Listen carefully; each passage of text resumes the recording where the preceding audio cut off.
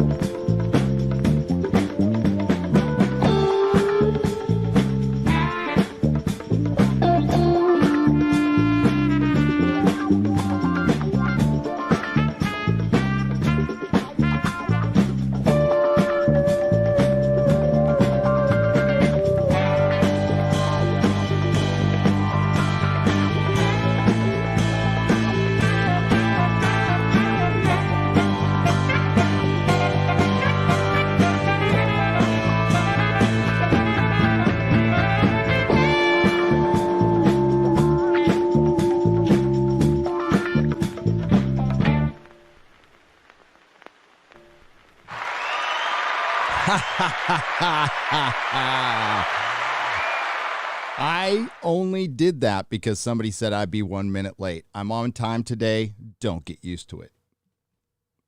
Not yet, anyway. Welcome to the Nerdrotic Nooner. My name is Gary Beekler, and I come to you from Nerdrotic.com and my mom's vajayjay. Her hoo-ha. I love my mom. Both my moms. Today, I broke out something pretty old. So only the long time viewers back in the days when I had 15 people in the live streams, those were great times. They'll recognize this, the spoiler paddle. I have the spoiler paddle because I'm going to talk about Loki. Not that there's much to spoil, because Sylvie is amazing. Did you know that? Her mission is to bring down the TVA. Not take it over, but bring it down. Loki is sad. He's a companion in his own series. I stayed up to the wee hours of the morning to watch it. It dropped at midnight. I'm like, I'm up anyway. I'm going to watch it. Because, something possibly interesting might have happened. I kind of like the whole concept of the multiple Lokis. Sorry, they didn't do anything with it. It was a complete waste of time. But they did fight a giant cloud, and it had been so long since a superhero fought, or a supervillain, or a super, fought a giant cloud.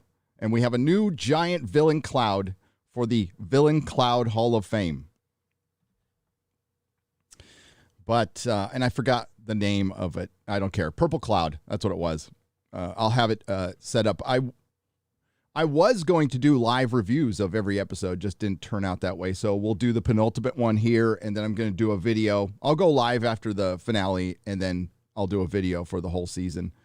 It is a giant wasted opportunity. I'm not getting into spoilers yet. Loki should have been the best series.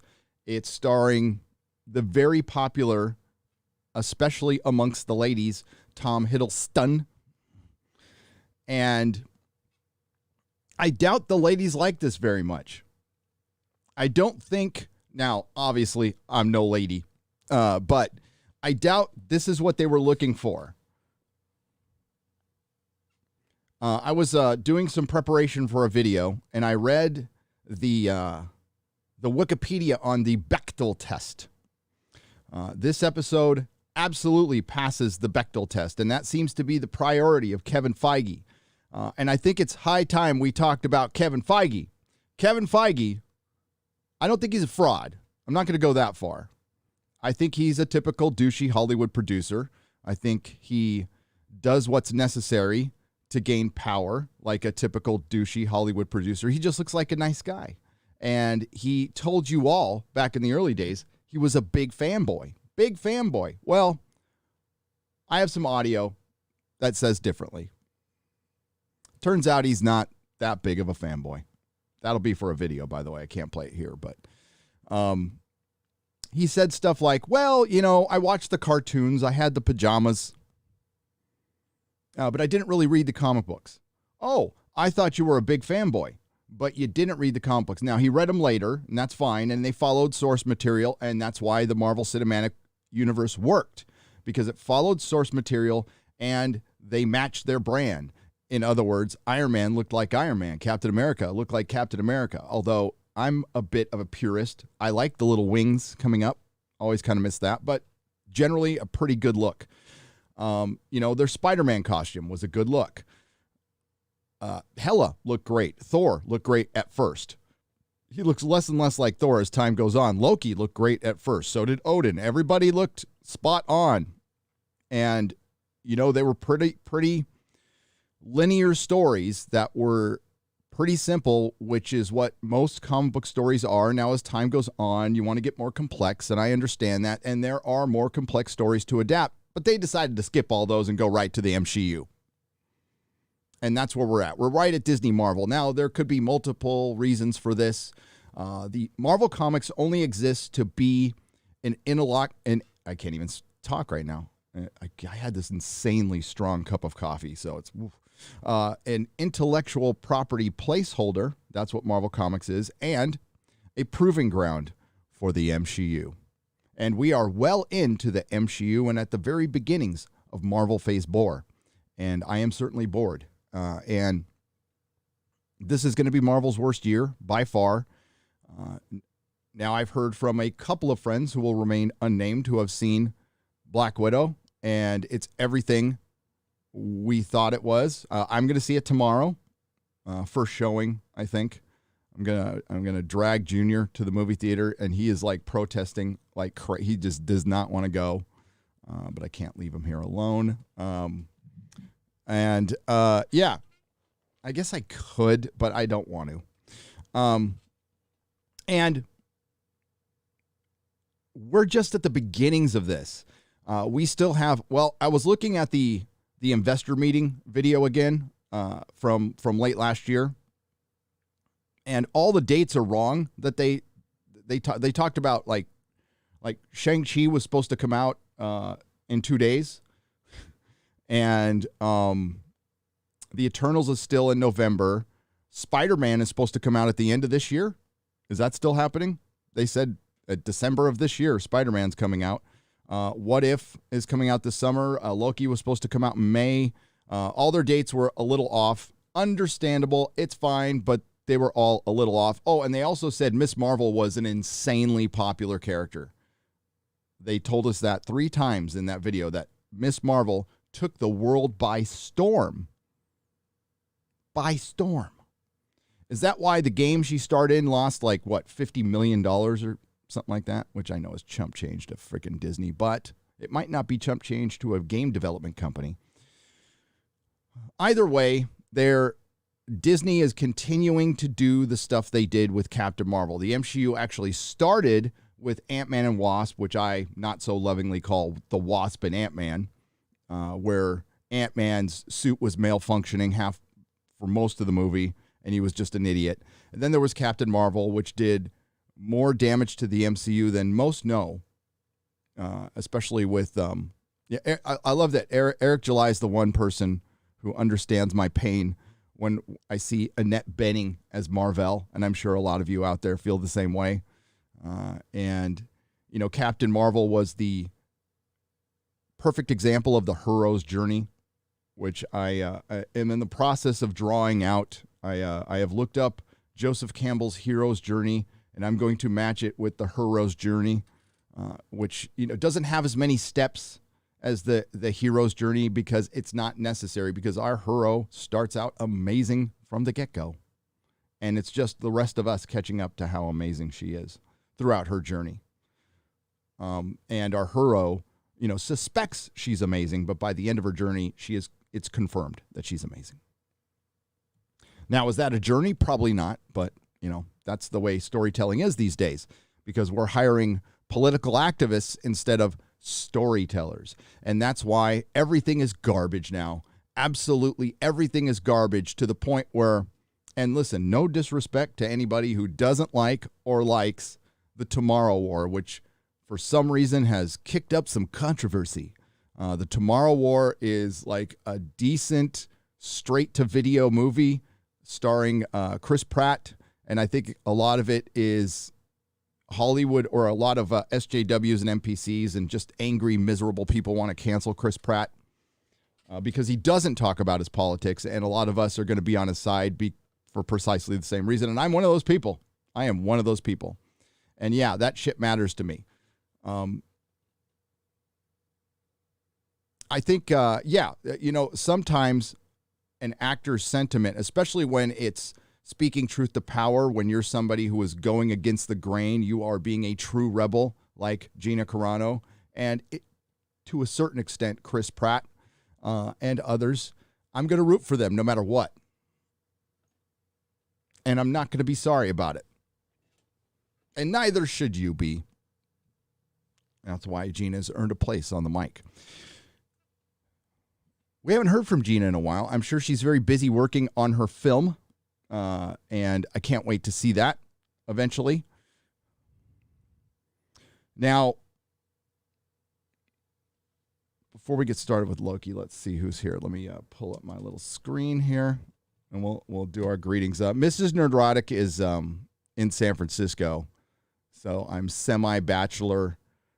It's just me and Nerdrotic Jr. in this freaking giant house that we're renting. It has way more square footage than we actually need. We can't even fill this place up because we moved from a postage stamp. Yeah, and I'll give you a little Cal Exit update. And I recorded a California video. It's been so long since I put one out, and there's a lot of new subs here. I have to kind of warn. I feel like I got to warn you guys before I put it out, if I put it out. And I don't know if I'm going to put it on daily or the main channel. I'm leaning towards the main channel. But it could be construed as political, but it's really just me ripping California and San Francisco for about 10 minutes. And I don't see it as political. I see it as kind of updating you on where I'm at and why I'm leaving and why other people should leave California. I mean, get out of here as fast as you can, while you can. While you can.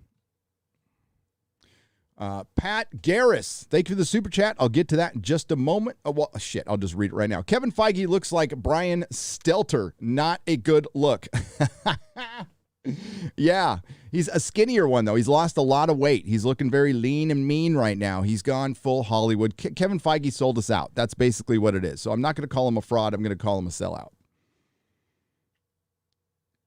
And Kevin Feige has very quickly gone from basically a producing god in Hollywood to Kathleen Kennedy. He's Kathleen Kennedy now. He's no different. Kathleen Kennedy has a long line of very successful films too, longer than his. And he has a very long line of very successful films. And, you know, the Marvel Cinematic Universe is still a successful franchise. It has not had a failure yet. I would argue the D+ series are failures, but they've spun it to where they're popular, but I don't think any of them are getting, 10 million views an episode, which I would call popular. I don't think that's even possible on a streaming service. And that's why if you're sensing a little stress behind the scenes and moving and shaking behind the scenes, because now that they've had their streaming services up for a year, they got a real idea of how many people actually watch these things and for how long. They know all the data now. They don't have to rely on anybody else. It's all right there. And they're probably going, wow, not as many people watch this stuff and not as many people watch it for the entire episode as we thought. And they probably won't, especially when you serve up boring garbage. Roof Korean the Based for $2. Hero's Journey, or Hero of 1,000 Menopauses. Oh, I'm going to give you that. I don't know if Mrs. Nerdrotic would approve of that joke, but I certainly do. Thank you. Chris Persia, the Canadian Wrench, Keely Chow, Lagbait, Brad DL, Titus Young, Keck44, Geek Tripology, XR, Kun, The Dark Side, Cosmic Entity. God, I need an echo. So I can go hot down. No, I don't want to rip off Az stuff. You know why I love Az? We'll be talking on the phone and, we'll be talking about stuff and he's all, oh, I'm going to steal that take. And then he fucking does, like in his next video. But he tells you. It's charming. We have Corey Sapilia. Release the McCracken. Galaxy Express Media. Jennifer Sisko and a wrench, thank you for being here. Lord Thoth and his wrench, thank you for being here. You guys are brilliant. Ivan Ivanovich. Gentle. Or is it Gentile? Fuck you, Google. Sorry, Google. I've got to read out the names. And I think it says, fuck you, Google. Oh, I got my phone. My phone's like, what did you say? That's not creepy at all. Wind of Change. And Michael Hickson. Welcome, everyone, to the Nerdrotic Nooner. Everybody loves a nooner. Doesn't matter what time of day. It could be an afternoon delight. It could be a quickie at night. Okay. Loki. We got a couple articles to go over, maybe. But I wanted to, it's a big week for Marvel, all right? Hollywood is still slowly opening up. So we're going to be getting assaulted with movies and TV shows over the next 6 months. It's going to be slow to begin with, but I figure by August we're going to start getting a lot of stuff. And this is a huge weekend for Hollywood to see if Hollywood can come back, if the theaters can come back. Unfortunately, the first movie Marvel rolls out with, and by the way, as far as I know, Shang-Chi is finished. The Eternals is finished. So you decided to lead with Black Widow, a film about a dead character, and she's just passing the mantle to cute little Florence Pugh. I mean, she's adorable. Little 5'4" Florence Pugh is going to go out with no superpowers and become an Avenger. We'll see how that works out. But nothing personal against Florence Pugh. She seems like a perfectly charming person, right? These actors, they I try. Listen, some of them are adult pretenders, like the Mark Ruffalo's, who go out there and think they're doing something important in the world because they can pretend very well. And the problem is they're pretending all the time because they're just hollow, vacuous NPCs who just repeat downloaded information. But then Joe Rogan exposed them all for they're all scared. Most of them are scared. And the actor's lifestyle, which, unless you've lived and worked in Hollywood, you might not know how that town works. And Joe Rogan explained it in that cut. Bounding did an article on it perfectly. Is everything's an angle to get to my next gig. That's pretty much life in Hollywood. Now, there are some real people there I met some really cool people there, but vast majority is, can you help me get to the next gig? If you can't, then screw you. If you get in my way, I'll plunge a dagger in your back. Because it's a feeding frenzy. It's a Shark Tank. That's why Swimming with Sharks is, while a little hyperbolic, a very accurate movie. Starring Kevin Spacey. I highly recommend you watch it. It's actually a pretty good movie. So, I'm going to forget the acronym now. I might be able to look it up. Let me see if I can look it up. There was a Joe Rogan clip of him interviewing that old MTV VJ who has a podcast now, and I'm completely Adam. And I've listened to his podcast, too. I think his name is Adam. I can't remember. He used to have full-on flowing 80s hair, and he's kind of got a twitch. I think he's got, I don't know if it's Tourette's or something, but he's got a twitch. He blinks like this. But he's a smart dude. He's a smart dude. Now, what was the acronym? They talked about a marketing acronym that pretty much is driving Hollywood right now. And that marketing acronym was, here, I'll just go to Joe Rogan's clips and see if I can find it. There it is. ESGs. ESGs. And it's something to the effect of is the person you're marketing or the entity you're marketing socially and environmentally and social something or other? But it has to be, basically, it's social justice marketing. All right, we'll just call it that. It's ESG. And if you watch that clip, he explains that that's why so many of these entities, it's virtue signal marketing. That's what it is. Are you safe? It's very safe to virtue signal. It's the safest thing to do, because if you call any of it out, then you know, for the longest time, we have been called phobes of all kind, and a company would rather burn itself down than be called that. So it's the path of least resistance, and I've talked about it, and that's what's driving Hollywood. That's what's driving corporate America right now, and that's why they're bending knees and doing all this crazy stuff, because they're fucking scared. It's extortion. The riots of last year freaked out Hollywood. Absolutely freaked them out. Just like Me Too freaked out Hollywood. And what we're seeing now is a monetized apology, and Hollywood's trying to project what they have been doing for years on the audience.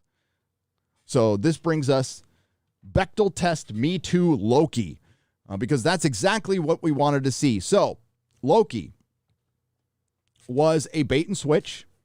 In that trailer, we all saw, we remember we saw President Loki, and we saw DB Cooper Loki, and we're like, wow, this is going to be a time-traveling romp with multiple Lokis going against each other and da-da-da. No, it's just introducing a female Loki. That's all this show is introducing the very amazing and the much more capable Sylvie. Something they confirm in the last episode, that Loki falling in love with himself with Sylvie created a Nexus event, but she's the Nexus event, basically, because she is the one Loki who's not a loser, essentially. And it's because she's female. That's it. It couldn't be more on the nose. And a show like Loki should be the least on the nose thing. You should be left guessing at all times. Kevin Feige described it as a crime thriller. Does it feel like a crime thriller? A crime thriller over what? So if it's a crime thriller, are we talking about the TVA? Well, the TVA, after, I would say capable world building, they showed us. We haven't seen any employees since. We've seen a few time cops. Body positivity time cop is now a good guy, and she's locked up. And the only conversation she has between girl boss is how amazing Sylvie is. But let's go to the beginning. So we're going to get in spoiler territory here. There's nothing to spoil. For one, there are no answers in this show. The only thing that is confirmed is the female Loki is the only female variant. All right. All the other variants are male. They're all male. They're all losers. But the female variant, the lone one, that's the answer. That's the one Loki who doesn't lose, because she's self-taught. She's amazing. Just amazing. So we start out the episode. Loki was pruned. And then Sylvie and girl boss, I think it's Ravana. I can't remember. I want to say Ramana. But girl boss and Sylvie come to a standoff, and then it looks like they're going to be buddies. And I bit into this because it happens so much. Like, girls can't be bad. They're never truly evil. So they're going to be buddies. They want the same thing. They want to know who's behind the curtain for the TVA. And I'm going to guess right now, it's probably Sylvie. It's probably maybe the other female variant, or Ravana. It's going to be probably a woman. I could be wrong. It could be Kang the Conqueror or Mephisto. Who fucking knows? We'll find out next episode, because we got absolutely no answers. This was just a long, drawn-out thing to get to the finale. So Ravana and Sylvie have a conversation. They find out they are pretty amazing, and they are on the same team. So let's work together. And there happens to be a ship that can travel to the void. And we find out that they don't kill everybody or the timelines. What they do is they put them to the end of time, and then the void eats them. So they end up getting killed there. So that should tell you that Mobius isn't dead either. And so they pretend, girl time cop boss pretends to be her friend, but then calls the cops on her, calls the rest of the time cops on her. She pulled a double cross on her. So Sylvie self-prunes. She prunes herself once she finds out that Loki doesn't, although it wasn't confirmed, she could have been lying. And she ends up going to the very end of time where Loki is with all the other Lokis. So why do I keep forgetting his name? Damn it. Hang on. Let me pull up my IMDb. I need to get my names right. I didn't write any notes because I didn't care.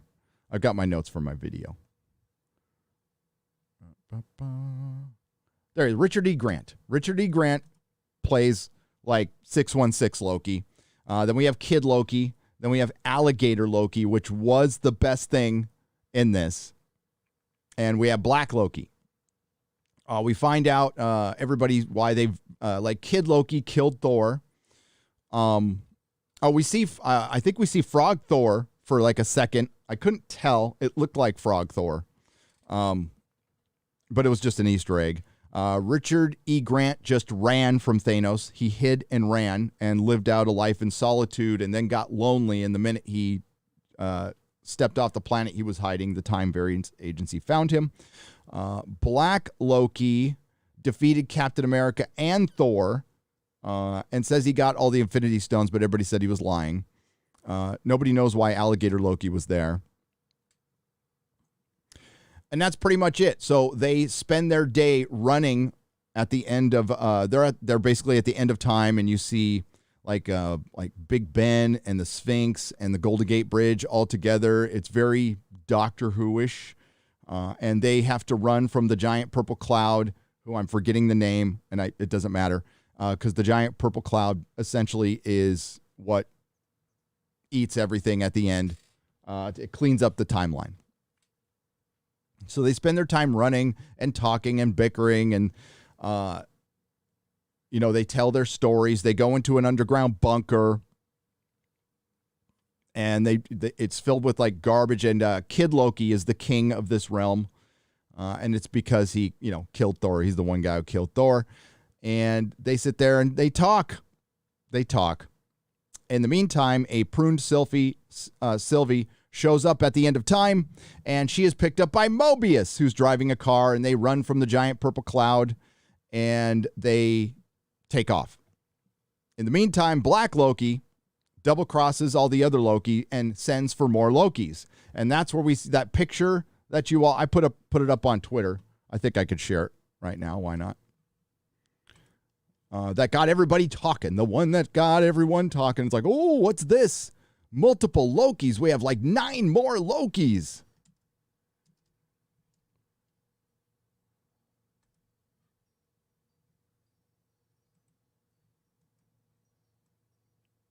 Let me fix this first. Sorry. Little OCD there.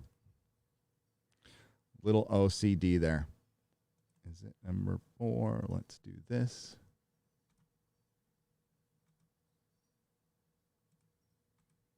Nope. Maybe it's this one. Let's do this. There we go. Make sure my messages aren't showing. Yeah, see this picture right here. Everybody was talking about it. This was pretty much it. So the Black Loki, why did it have to be the Black Loki?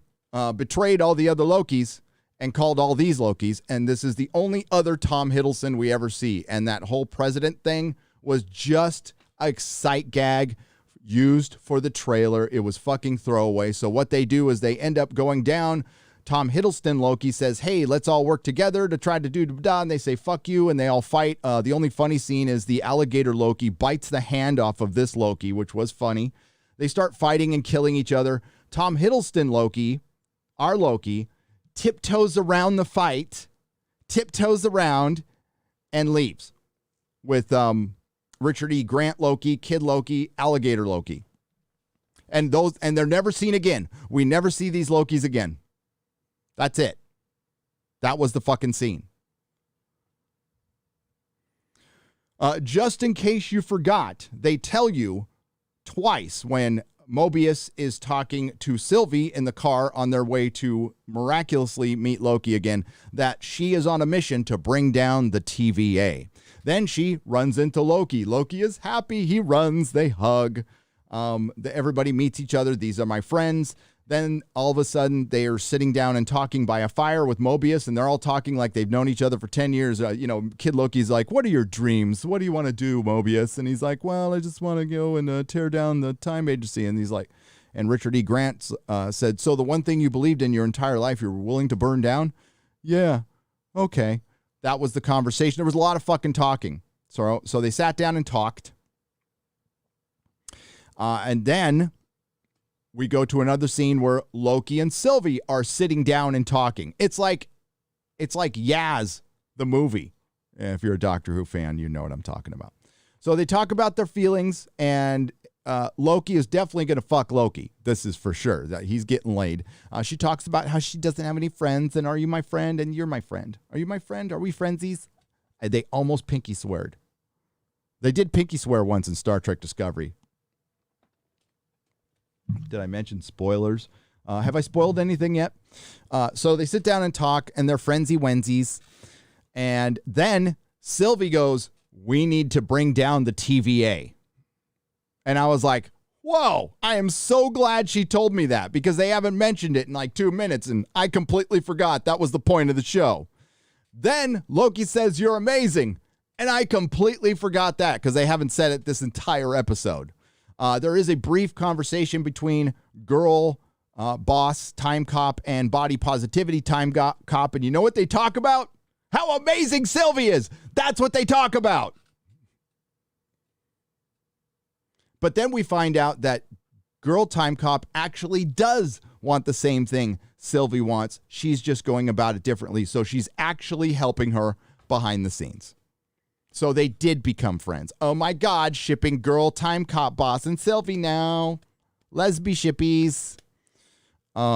And then we don't see him again. So there's a lot of talking about taking on the giant purple cloud. They sit down and they said, this purple cloud's pretty fucking formidable. We're going to have to come up with a plan.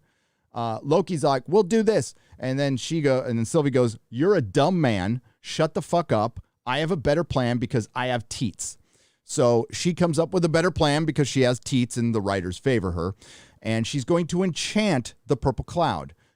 We find out that Richard E. Grant, he does mention that, like, I didn't throw around fucking blades. Blades are stupid. I focused on my magic. And it turns out he's pretty powerful, as far as that's concerned. And he rebuilds Asgard.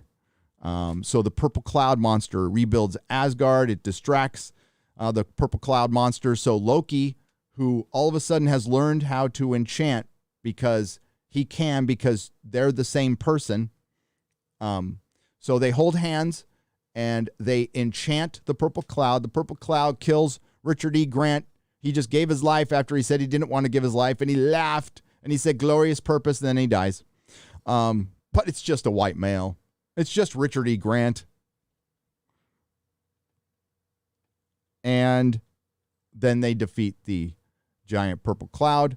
The giant purple cloud opens up to a castle. They walk through the opening in the giant purple cloud to the castle, and the episode ends. What did we learn? What did we learn? Sophie's amazing. Loki's a sad little boy who wants to fuck himself. And man, do these people really like to write people sitting down and talking. Mobius is alive, but he was barely in this, and his return emotionally didn't have any. See, the thing is, in this series, there are things that could have worked. There were things that were interesting. We have Tom Hiddleston and Owen Wilson. I always get them mixed up, but Owen Wilson and Tom Hiddleston, unless I'm getting the Wilson name wrong. And they're great they're charming actors. They're good actors. They're the reason we watch it. And this show is not about them. This Loki show is about Sylvie. Is about the women of the time agency. There's a suspicious amount of women in this show. And the women are very competent. They're capable, and they are cardboard cutouts. They aren't even people. They are just things that speak words. They are NPCs. They feel like game NPCs. So if this show feels hollow, if this show feels on the nose, it is. It is. And this should have been the best. But this is what we're going to get from Disney+. I think we're pretty sure we know what we're going to get. Marvel has always had a villain problem.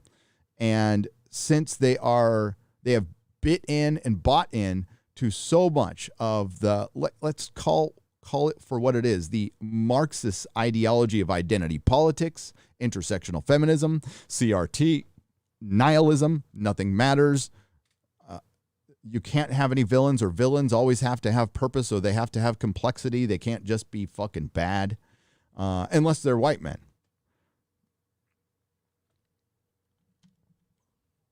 And it makes for just boring storytelling. And it's frustrating to see Marvel go down this road, because there are so many great stories that they can adapt until the end of fucking time that would make them billions. So the question has to be asked. Why are they doing this? Like, why are they doing this? Well, it's that acronym I talked about. It's the safest thing to do. Disney's not going to take any chances, and that's why they are too big to succeed.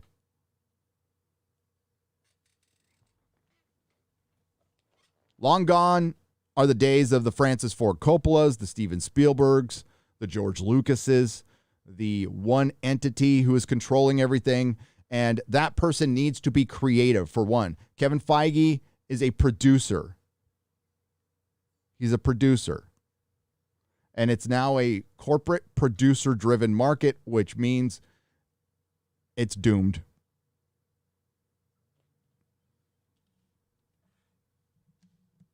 And when Tomorrow War is being praised, I mean, again, I sat through it. I liked it. I thought it was fine. But it's not a smart movie. It's not a good movie.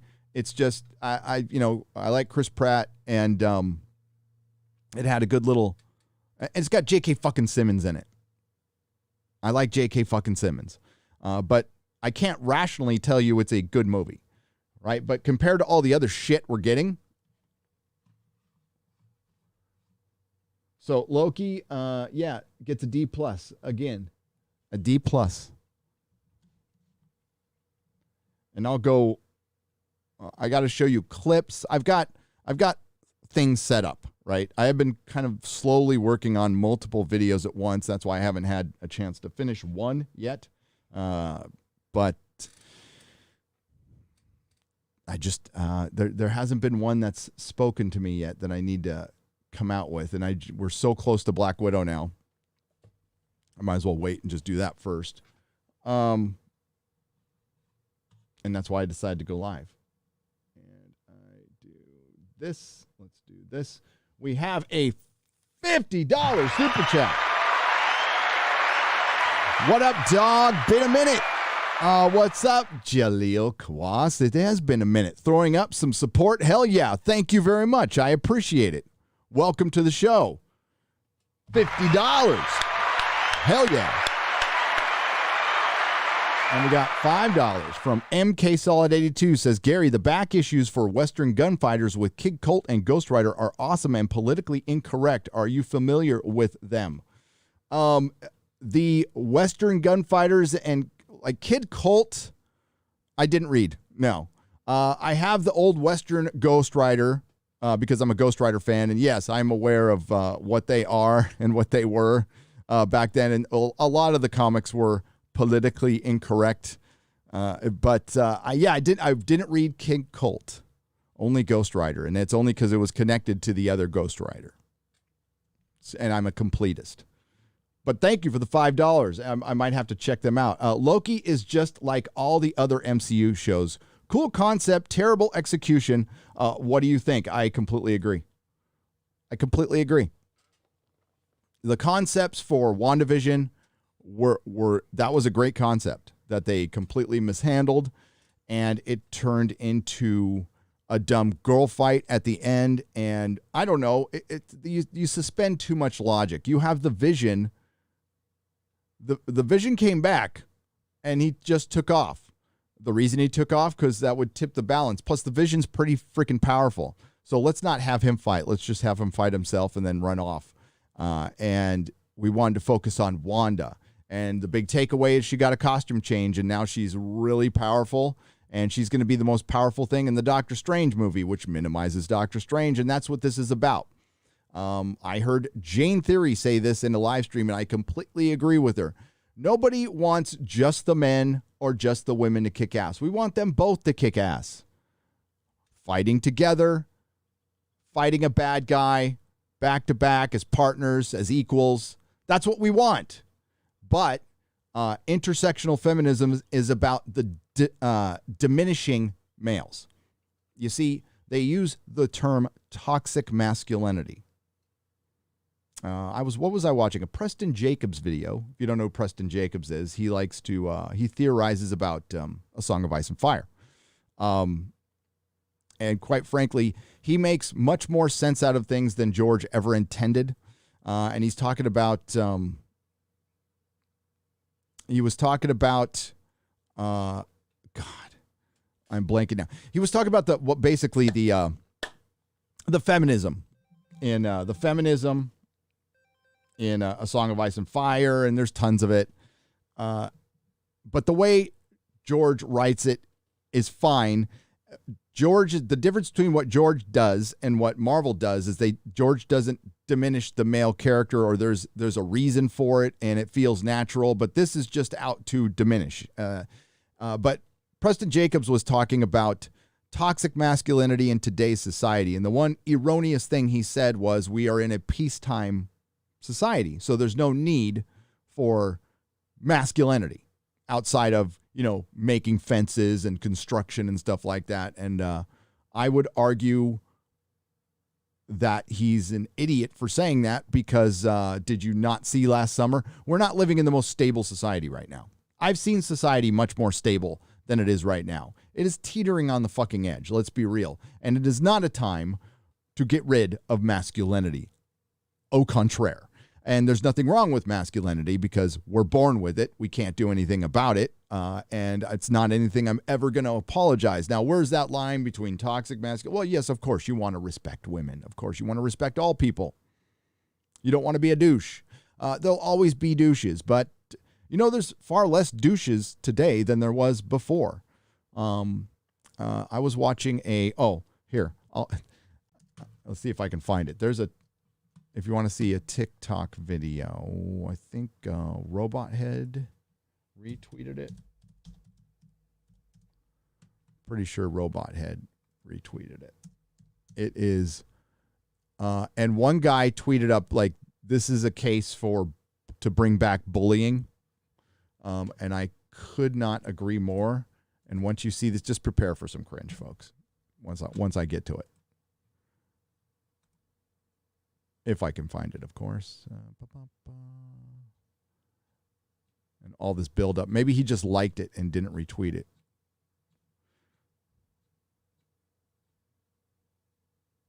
Yeah, that sucks. Let's see if I can find it quickly. I'll try to vamp until then.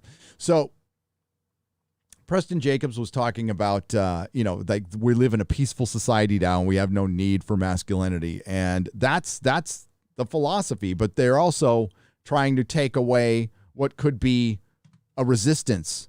And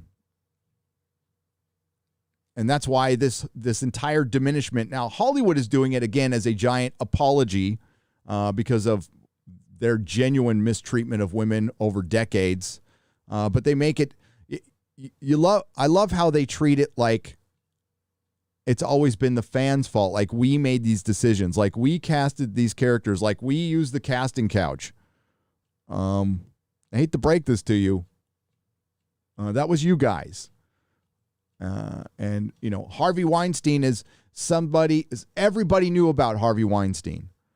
Seth MacFarlane was one of the few people to call him out publicly. And people just laughed. But other people were calling him God. Like Meryl Streep. Scarlett Johansson. Big fans.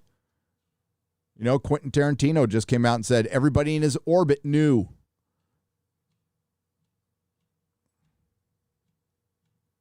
Damn it, now I'm not going to be able to find this. Oh, well, I tried.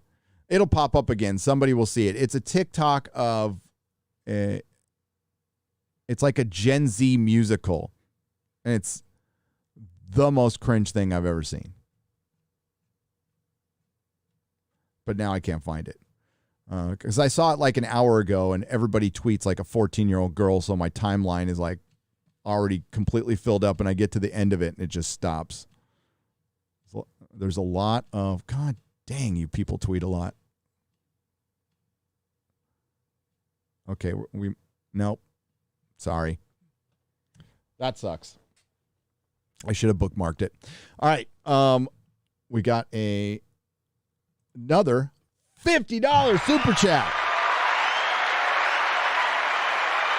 It says, as a thank you for keeping this trucker sane and safe out there, keep up the good work. Thank you, Captain Caboose, for $50, and keep on trucking, dude. And thank you for going out there and driving into these shit-stained cities and risking your life these days, because I know it's not as safe as it used to be out there. I've heard stories.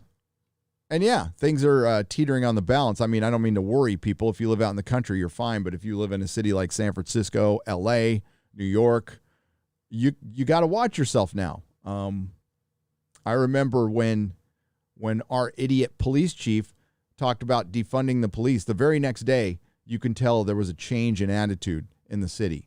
And there was a lot less fear. And when I was out jogging and doing, because my gym was fucking shut down, I had to look over my shoulder for like the first time. And my neighborhood was, safe for San Francisco, was fine. It's not anything I ever worried about. But yeah, things changed for the worse. Oh, and all this shit was rooted on by Hollywood, by the way. Griff Rider 1 for $5. Hail, Gary. This may be an exozone question. Do you have any favorite astronomy YouTubers? I have been enjoying Astrum, but have been looking for some other channels to check out. I don't. I'm sorry, I don't. I followed exclusively UFO YouTubers, and there used to be a bunch of them, but they are gone. They're mostly gone. But any woo-woo I follow is Randall Carlson, Uncharted X, Brian Forster, which is mainly ancient civilization stuff, and Secure Team. Linda Moulton Howe is not somebody I follow anymore. She went off the deep woo-woo end for me anyway. I'm still looking for this TikTok because it was so cringe, but I'll give it one more look.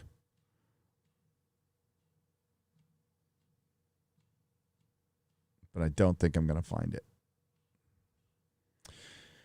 Oh, that's too bad. It was funny. Somebody will have it up by Friday Night Tights. By the way, Friday Night Tights. Let's talk about Friday Night Tights. We got Chrissy Mayer and a surprise guest. We're going to start doing this more. We're going to start having multiple guests. Chrissy Mayer will be the center of attention. She is our main guest. We love Chrissy Mayer, but we're going to have somebody else popping in as well that you'll absolutely love. You will love. Oh, my God. See, if that was She-Ra, if this was She-Ra, I'd watch the fucking show.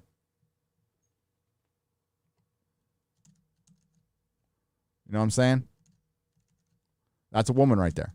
See, why can't you cast a woman like this? Like, for a superhero, there's plenty of, like, we'll say thick women out there that look like they can go and beat the shit out of something. Gina Carano. Why are you getting 5'4"? I mean, 5'4". A 5'4" person, unless they're carrying a freaking AR-15 or a AK-47 or whatever guns you can think of, they're not doing damage to anybody.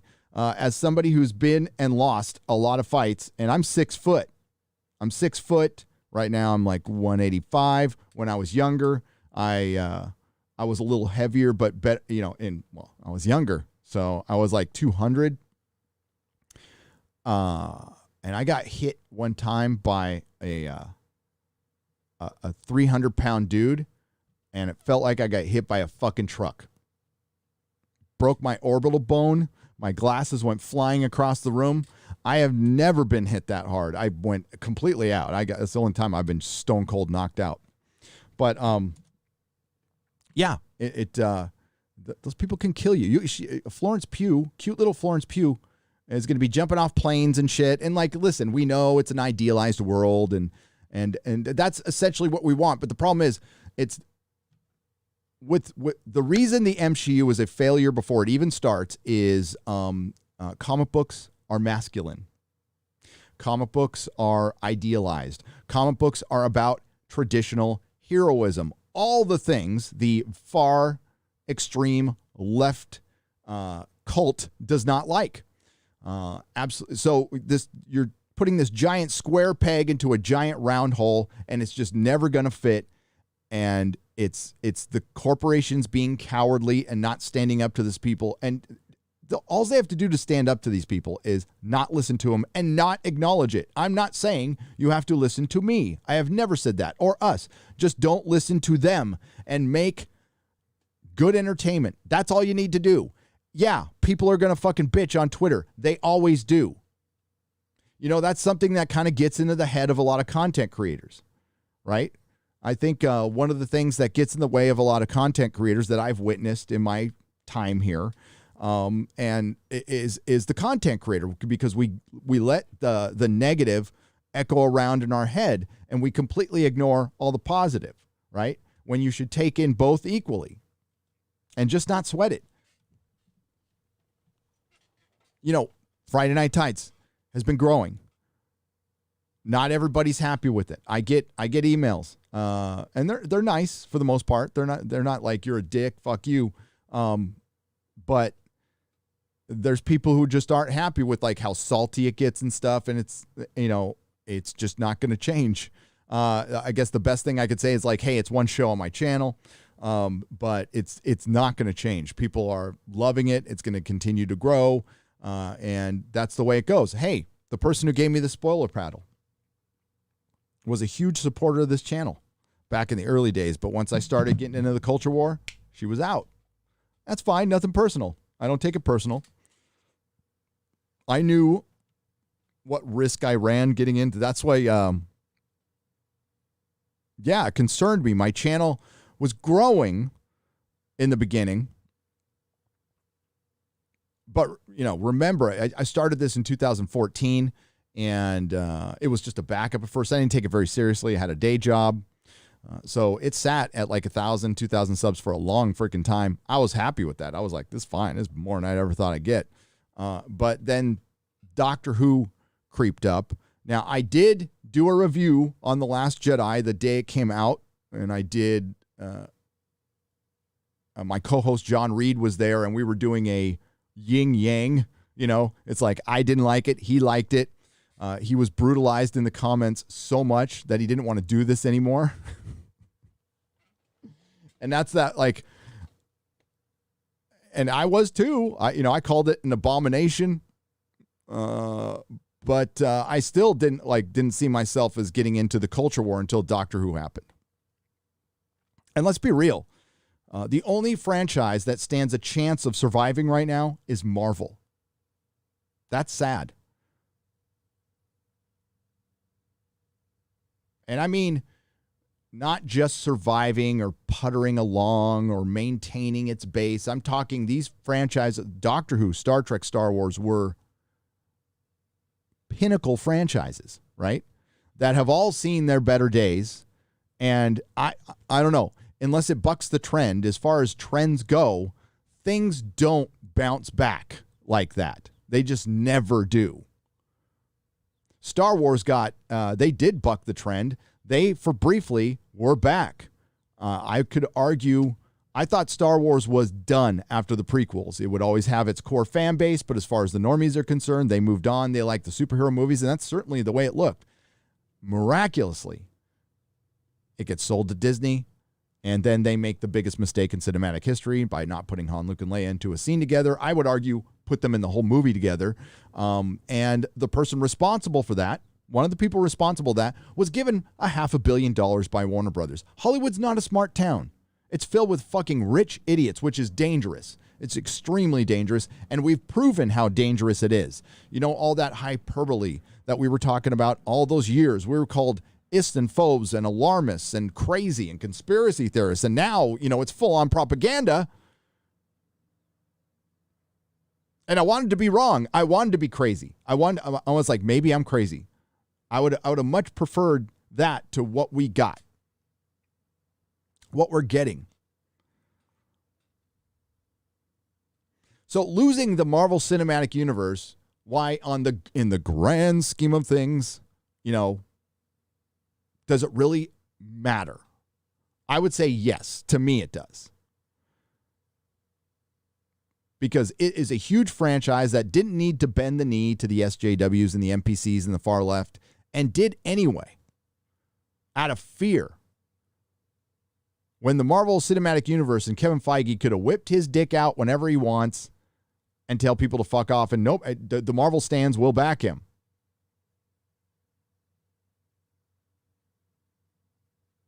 I mean, my next video is going right after Kevin Feige. Like, he's gone. We lost him. And not that we ever had him. Maybe he was just full of shit. Let's go back in time. Let's go back in time a little bit. The Marvel Cinematic Universe was started by Avi Arad, or Avi Arad, whatever you want to say. He started Marvel Studios in 2005. It was his reputation based on his work with the X-Men and the animated series and the huge hit Spider-Man. And Kevin Feige was a co-producer. Marvel had seen better days, but things were turning around under Perlmutter. The comic books were getting better after 9/11. The movies were big hits, but Marvel wasn't making a lot of money. Somehow they didn't make a lot of money off of Sony's Spider-Man and Fox's X-Men, so Avi Arad decided to start Marvel Studios in 2005 with Kevin Feige. Then they secured a deal with Merrill Lynch, which was like a revolving credit, I think it was called, and essentially one of the biggest risks ever taken in Hollywood. And if Iron Man hadn't been a hit, because Hulk wasn't. Hulk made money because they were made for such little money, but it wasn't a hit. If any of these movies had outright flopped, they would have lost the character, not just rights or distributing rights, the character. They risked everything on it. And Avi Arad, because he's got a fragile ego, and this is what fucks up so many things here on YouTube and in the world, is fragile fucking egos. He had a fragile ego. Kevin Feige secured the loan with Merrill Lynch. Avi Arad got butthurt because he felt like the loan was secured with his name and resigned. The fucking idiot resigned from Marvel Studios on the brink of the MCU starting. Kevin Feige takes over. He brings in Dan Buckley, Joe Quesada, and some other people. Edgar Wright was involved too, and a guy named Jon Favreau was involved too. And this team of creative people who were really into the project made this beautiful thing called the MCU. Systematically, Kevin Feige removed all those people, including Perlmutter. That's how powerful he got. He was just a producer. He removed the guy who used to own Marvel and had a seat at the table with Disney. He removed his ass. Now he fucking rolled a bus over him, made him look like a bigot. Blamed him for all the failures, like Black Widow not happening and Captain Marvel not happening and Black Panther not happening. And that might have been true. But see, Ike Perlmutter is famously a recluse. He does not give interviews. He doesn't even like having his picture taken. But under his leadership, quote unquote, Marvel wasn't doing that bad. Okay. They weren't doing great, but they weren't doing that bad. And I would argue I miss Ike Perlmutter now. He was also a big Trump supporter. So that probably, and again, he would not go out in public and defend himself. So Kevin Feige could go out and say whatever the fuck he wanted, knowing that Ike Perlmutter, being such a recluse, don't know why, wouldn't say anything. So that's the narrative now. Now Kevin Feige has completely taken over. But so far, the MCU was doing great. I would say it peaked in 2014 with Guardians of the Galaxy, Winter Soldier. Sure, there were some good movies after that, some competent movies. I don't agree with, I love Mahler, okay, unconditionally. We disagree on a couple things. I'm not the biggest Spider-Man. Well, I'm not a Spider-Man MCU fan at all. And I thought Civil War was a good movie. I liked it. I don't think it's better than Winter Soldier. He thinks the opposite. That's fine. That's like apples and oranges, really. But Guardians was a movie that transcended everything. It was the most Star Wars feeling movie I have watched since Star Wars. And however you feel about James Gunn, I just watched it a few days ago. The movie is beautiful. It's magic. I love it. And we're nowhere near that anymore. Those days are long gone. Infinity War, good movie. Damn good movie. Captain Marvel, garbage. Endgame, garbage. Lots of emotional moments, but the 5-year jump was stupid, and you fucking Birkenstock Hulk, Fat Thor, fuck that. The last time they fight together, Thor's fat, and it's Birkenstock Hulk. And can't have that back. And that's going to be looked at. The people are going to criticize that as time goes on. Once we get further away, and I said this at the time when I did the review, I'm like, people are not going to look back on the Marvel Cinematic Universe as fondly as you think in 10 years. Believe me, they'll be ripping it apart. And they're starting to do it, as they should, because it's filled with mostly mediocre movies, some really damn good ones, and it's simply the most successful franchise in the world that could have continued to be successful, but they decided to derail it with fucking agenda and politics because it's more important and it's also safer. Unfortunately,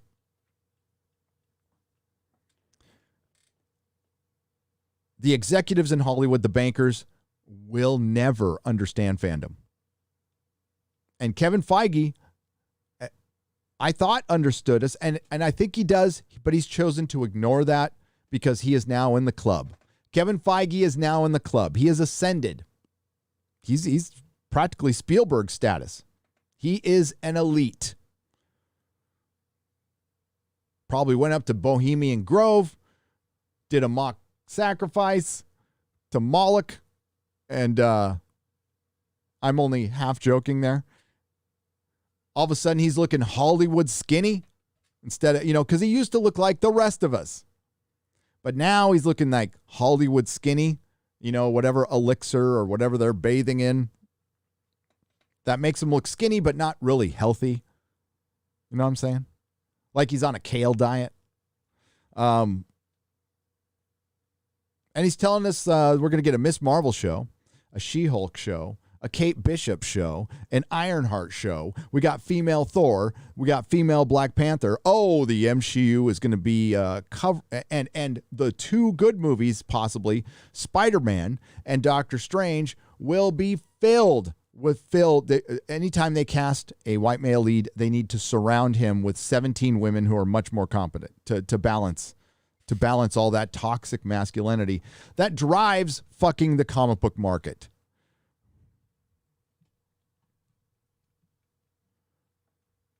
Grey Ghost for $3. Hail Nerdaholic. That's funny. Thanks to his appearance on Friday Night Tights, I was introduced to the amazing It's a Gundam, and we love It's a Gundam. As a matter of fact, well, let me finish this chat, and I'll tell you something. And have been binging, listening, watching his brilliant YouTube channel lately. Better comedy than anything Hollywood makes today. Any idea when he'll be back? Yes. Thank you for asking that question. I did speak to It's a Gundam. We exchanged a message, I think 3 days ago. We're gonna bring him back in the next 3 weeks if he can make it. Hopefully in the next 2 to 3 weeks we're gonna bring him back because it's time to bring back Papa Gundam. Nikki D for $3, and thank you for the $3 donation. By the way, this is the donation side. As a lady who is a huge Loki and Tom Hiddleston fan, this show fundamentally destroys Loki's character, without a doubt, which thoroughly pisses me off. How do you think it'll end? Think Tom Hiddleston will return for season 2, or will it be just female Loki? Is there a season 2? Is there going to be a season 2 of Loki? I haven't even heard that. I kind of assumed all these were one-offs. WandaVision will not have a season 2. Falcon and Winter Soldier will not have a season 2. Would he return for season 2? No, I think it would be just Sylvie. I think he possibly dies at the end. Because if you notice, most of these shows end up pretty much where they started. We have Wanda. We didn't know what happened to Wanda at the end of Endgame after the funeral, right? So she went a little mad, and now she's living in the mountains, and she's going to be the villain in Doctor Strange, and it's going to be just like Thor Ragnarok, and you're going to have our hero not fighting the villain, trying to outsmart her, but they're not going to fight. What a waste of Sam Raimi. Oh, America Chavez is going to be in Doctor Strange as well. So any hopes you had for that,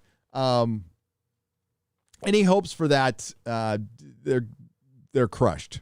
America Chavez, the lesbian portal puncher. Polaris Sucks for $1. What's up, Polaris Sucks? It says, YouTube free small donation here for you, Gary. Love the content. Thank you, Polaris Sucks. We love you too. Hail,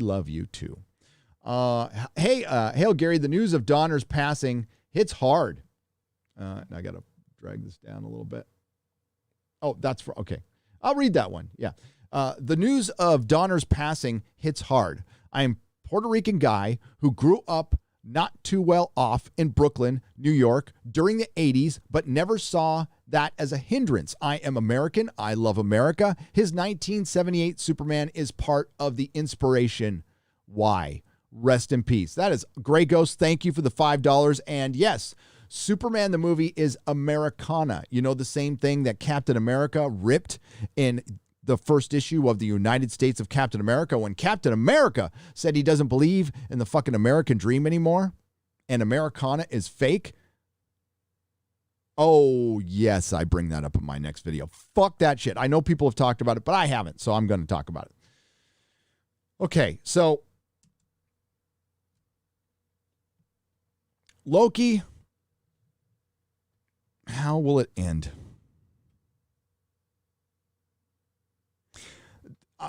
I'm thinking the person behind the curtain is probably Sylvie.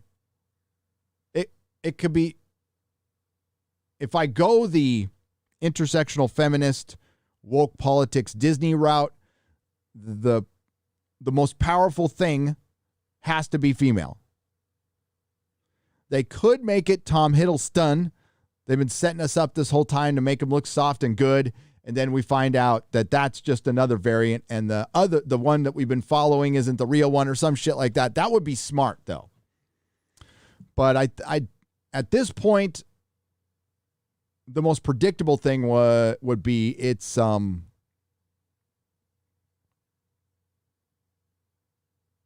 boss lady. It's the time cop boss lady behind it the whole time. They're setting her up for something. Or it's Owen Wilson. I don't know. I imagine it's going to be a female, though, but I can't say I know for sure. I'm sure there's theories out there. I just don't care. They spent this entire episode doing nothing but defeating a cloud, getting to next mission. That's what it is. It was getting to next mission. Did we have character development? No, it was highly repetitive. There is so much tell, not show in these D+ series, to the point where Forbes is pointing that out now. I was going over an article yesterday, the 5 things wrong. Forbes wrote an article, 5 things wrong with Falcon and Winter Soldier. I was shocked to see it. And one of the things they said was the Flag Smashers were ridiculous and pointless villains. And they said they tell, they don't show way too much. And I'm like, oh shit, that's what I've been saying from the beginning. They sit around and tell us shit and they don't show us stuff. Now that could be budgetary, but for Christ, I mean, like, that trailer for Loki was so misleading. Maybe we should watch it. And you tell me if this feels like the show that we've been watching. You tell me. And yes, by the way, John Papasergio says, with the announcement of F4 and the castle revealed, made me think of God Doom could be behind it, but I don't think Disney Marvel is that smart. Yeah, you forget all things Fantastic Four or anything surprise. Maybe they'll show Kang the Conqueror, maybe, because he's going to be the villain in Ant-Man, and it would make sense. But you bring in Kang, no normie's going to know who that is. I mean, if you introduce Doctor Doom, that would break the internet, and that's why it wouldn't happen. They've had opportunities to introduce the X-Men, which would break the internet, get everybody talking about your streaming service, and everybody would fucking subscribe. But no, they're too afraid to do that because they want to keep all the focus on. They don't want to change anything canonically too drastically in the TV shows because those are not as meaningful as the movies. Not as meaningful as the movies.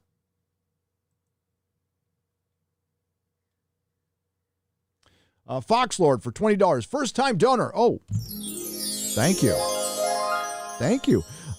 First time posting. I have been watching for 2 years now, and I just wanted to say thank you. You're welcome, Foxlord, and welcome. That's awesome. Love to hear from the lurkers out there. That is a wonderful thing. I appreciate that.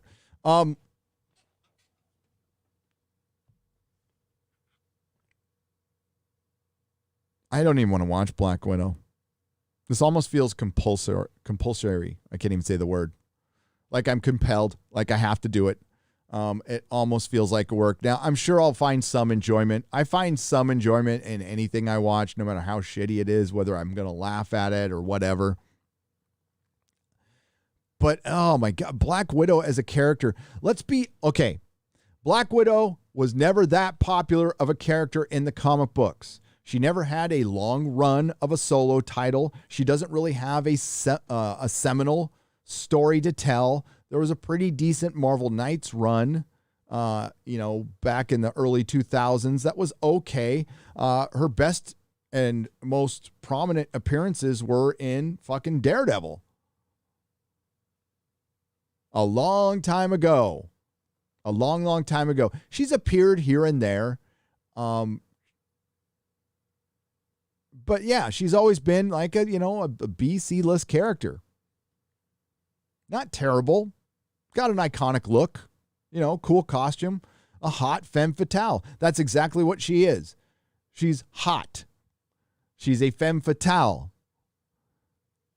But she's never been a big mover and shaker in Marvel. She's been around a lot of stuff. And I'm not saying I hate her or anything, but she's not like this big prominent character. Yeah, she should have had a solo movie and it would have worked 5 or 7 years ago. And as I've said before, if it was a rated R, if it was done in the style of Daredevil season 1, it would be a massive hit. It would be a massive hit. But this one's supposed to be funny. It's supposed to be funny. And the Marvel humor is, I don't find it funny anymore. So will Marvel have its first flop this year? It's hard to say. It's a strong brand. I'd say it's a possibility. I'd say it's a possibility we have two. But will the media call it a flop? Will Disney allow it to be called a flop, or are they going to make excuses? Well, for the amount of movie theaters, this is a record. For we have Inverse going out calling it the best Marvel Cinematic Universe film. Now, Inverse is full of shit. They're a garbage tier site. They have written hit pieces on individuals.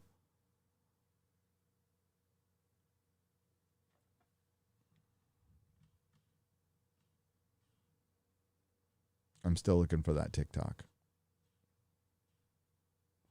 I'm a little obsessed with that. No, that's a TikTok. Another lame TikTok. Don't sign up for Zoom or TikTok, or you're going to get spied on by the Chinese government. If I'm going to get spied on, it's going to be by my government. Thank you very much. Who apparently is spying on media members now. The NSA is. It's a fucking great world we're fucking living in. Thank you, big tech. Kiss my ass.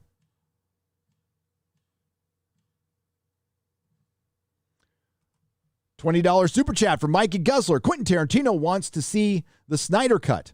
I haven't seen it since I don't have HBO Max, but that's something I'd like to see.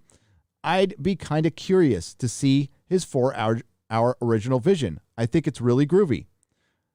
I love how Quentin Tarantino says he doesn't have HBO Max. That's my takeaway there, Mikey.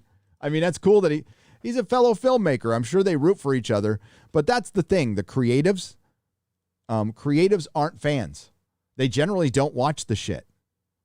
That's why, it was very out of the ordinary that William Shatner and Spock were so into their characters, right?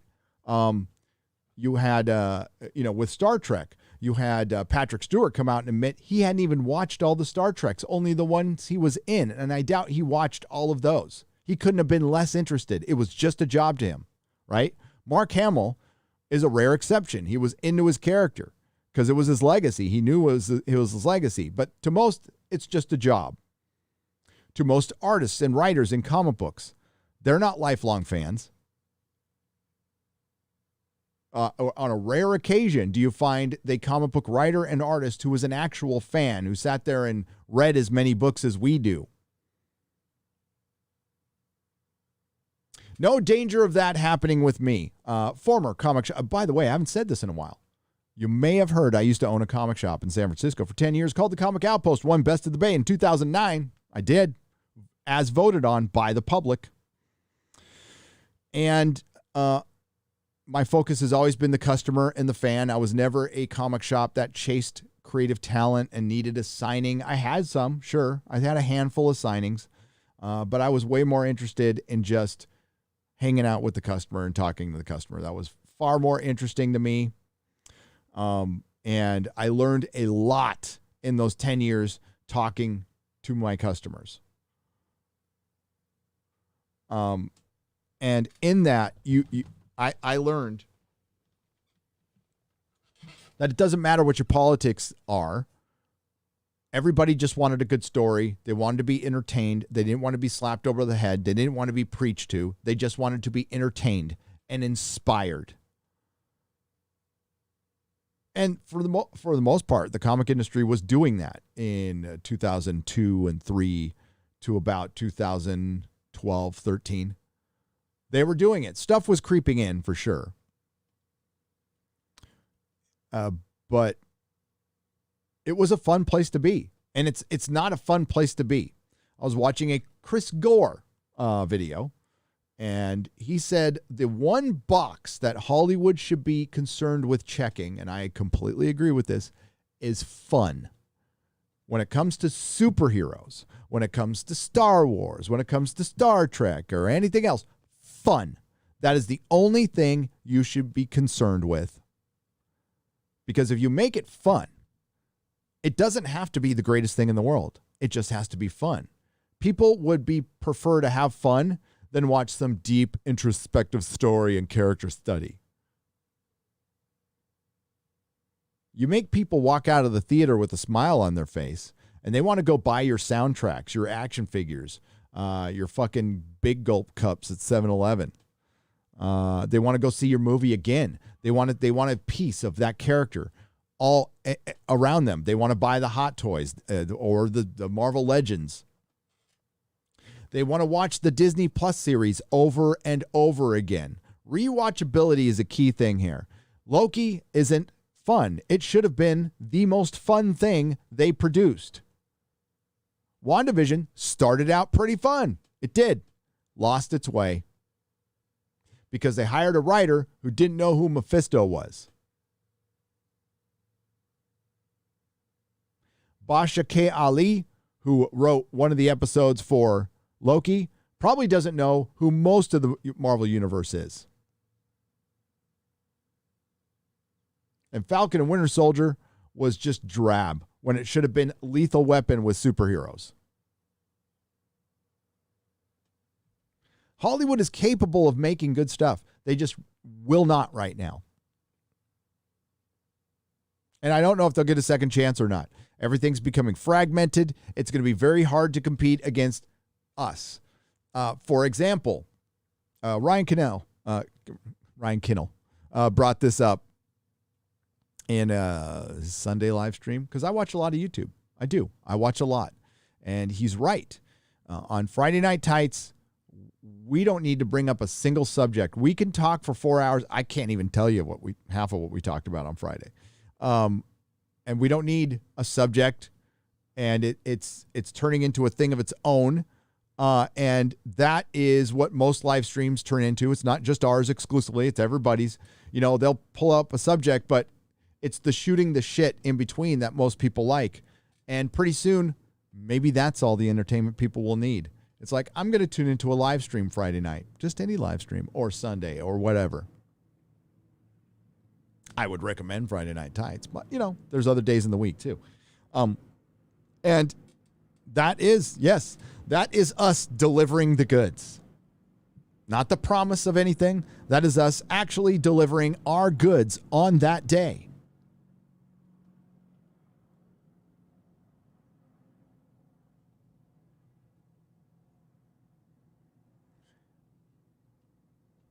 And they can't compete against that. They cannot figure it out. Brie Larson is putting away YouTube for a little while, probably for good, but to focus on the Marvels, the movie she was demoted in. And it was a lot of work for her when she didn't do the editing. All she had to sit down and record. A lot of time goes into this stuff, but it's not work. It's pretty fun. Oh, that reminds me, I have a big announcement.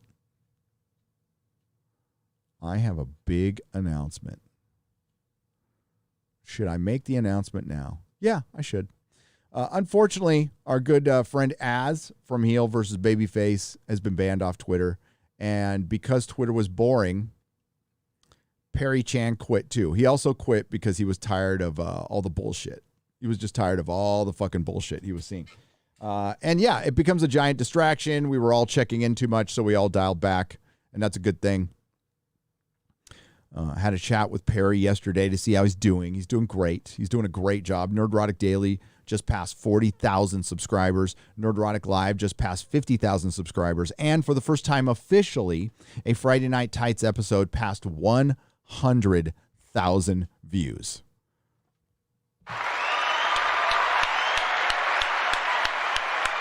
100,000 views. Now, a few of our episodes have done that, but it's based on the views on my channel, and then I uploaded it to Nerdrotic Live, and it equaled 100,000 views. So we've passed it unofficially a couple of times, but first time on this channel, officially, last episode's at last count, 101,000 views. Thank you guys so much. That means you like the show. We're going to keep doing it. Perry has been killing it with Nerdrotic Daily, so much so that I am going to bring him on full time to Nerdrotic. So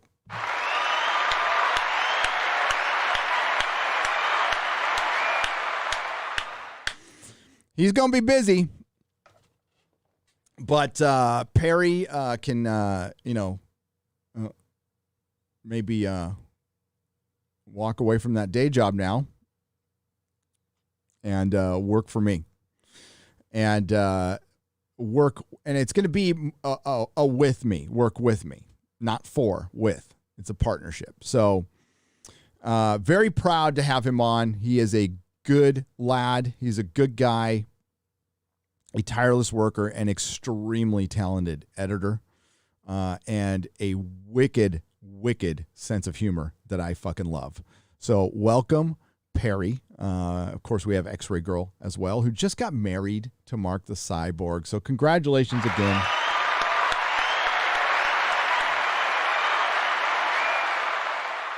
To X-Ray Girl and for Mark the Cyborg for locking it down, buddy. Lock it down. You know, you can never find a cringe TikTok when you want to. What the fuck?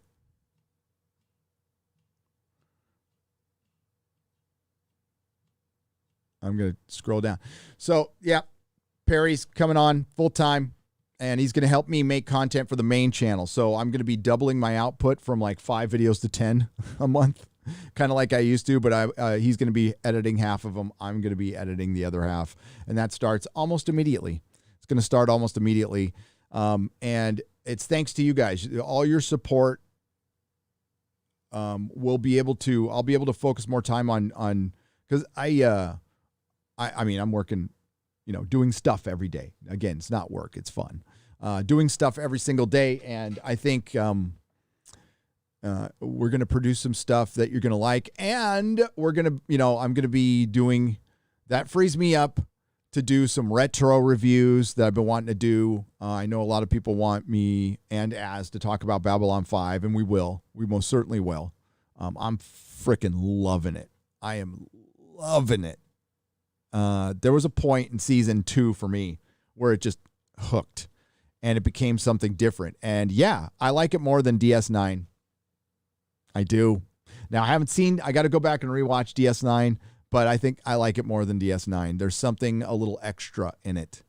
Not that DS9 sucks. It doesn't suck. It's great. It's absolutely great. But man, if it wasn't for everything sucking right now, I wouldn't have looked back, and this is why other things are blowing up. This is why manga is destroying the American comic book industry.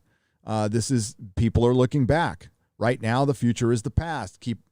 And Hollywood took this break. Oh, yeah. So Hollywood took this big break, and what they've had a break from is profits, but they've also had a break from bombs. Hollywood hasn't had a bomb in over a year. And they'll be able to make an excuse for the next year, folks. California, there's still like some restrictions here. Like some businesses are very insistent that you wear a mask if you aren't if you didn't get the poke. I don't think many people are abiding to that. If they are, good for them. Do what you want to do. And I am not a doctor, so whatever. I'm just really happy I go to the gym without a mask on. Medical professionals say you shouldn't ingest too much bad writing all at once. I have now seen the Tomorrow War, Loki, and Black Widow. Off to the doctor. That says Mahler. Mahler. We love. By the way, thanks to Mahler coming on the Real BBC yesterday. What a mensch that guy is. A mensch. We love Mahler. So, yeah, they haven't had a bomb in over a year, and they are due. And they straight up, like Marvel, straight up Tim Millard Black Widow. I mean, there's another fucking article out today about how anti-patriarchy it is, and men are going to squirm. And it's like, remember when Tim Miller came out and said that Terminator Dark Fate is going to scare the fuck out of misogynists? And all it did was scare the fuck out of ticket buyers, and no one went and saw his abomination that had an anti-natalist, Sarah Connor, and killed John Connor. They bothered to de-age. I'm blanking on his name now. What's his name? And brought in a de-aged Arnold to kill him in the first 2 minutes for symbolism, to show that messiahs are replaceable, especially if they're young. And it was the death of the male, what's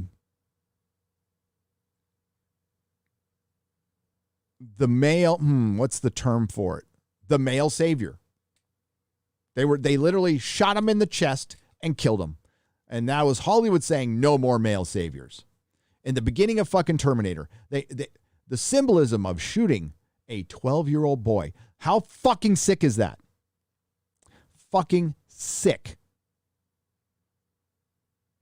So now I understand why Tim Miller didn't direct Deadpool 2, because he's a fucking moron. I thought he did a great job with Deadpool 1. But later on, Tim Miller found a little humility, though. Ate a little humble pie. Ate a little crow. And I did get the audio and play it in a video. I'll never forget that video.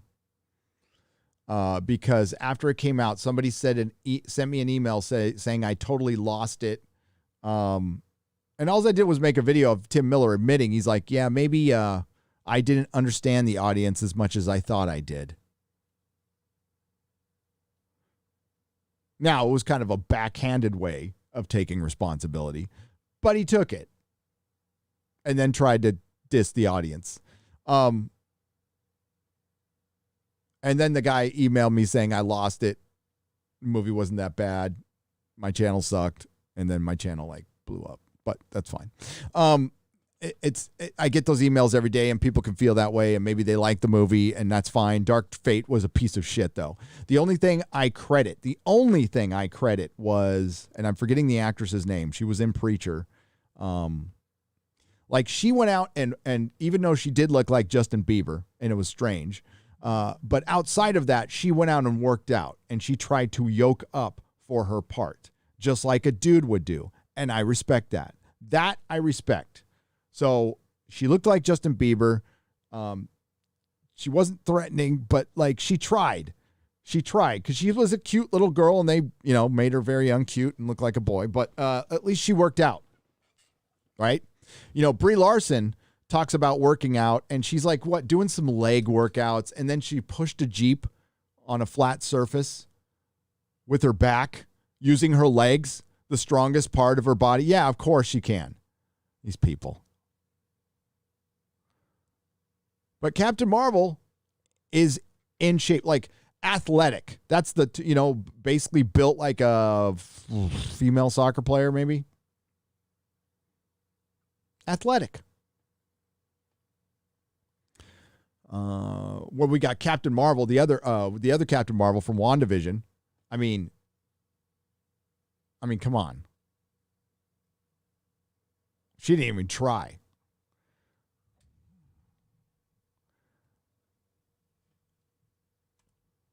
WG with a $100 super chat. Thank you, WG.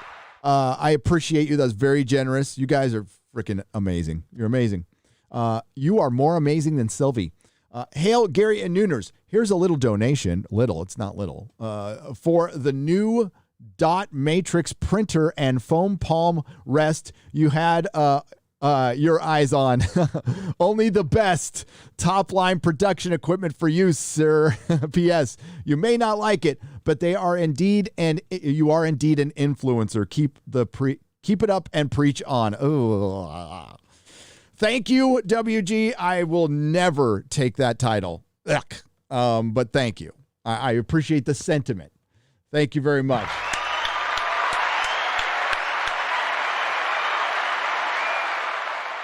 You're great.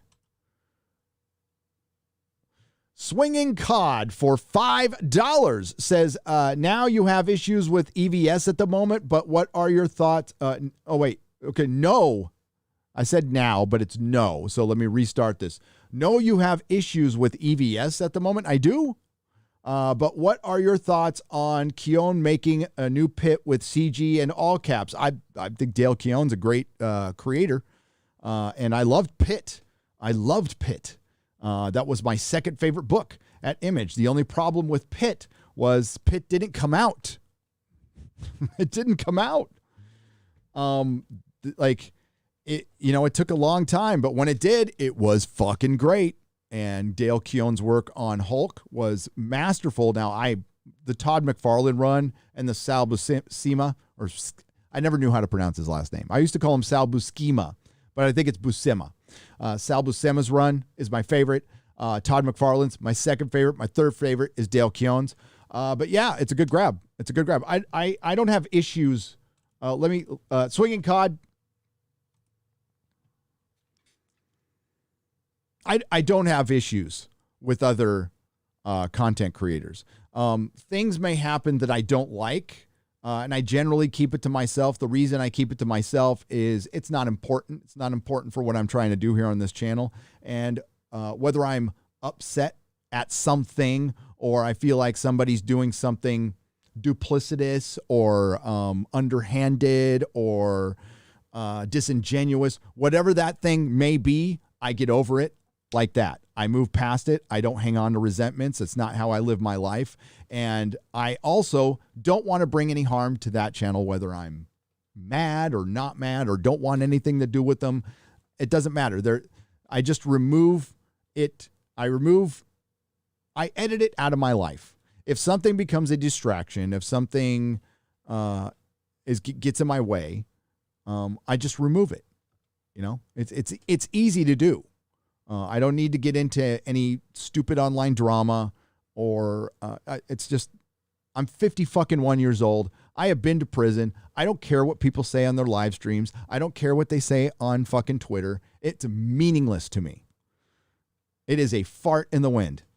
I am moving forward, and that's what I'm going to continue to do. And I'm not going to get down in the mud and sacrifice or my integrity or waste my time getting involved in that shit. If people want to get involved, that's cool. If they're entertained by that thing, that's cool. Hey, listen, I've taken in my share of drama, but I'm definitely not going to participate in it because what it does is it gets you guys squabbling.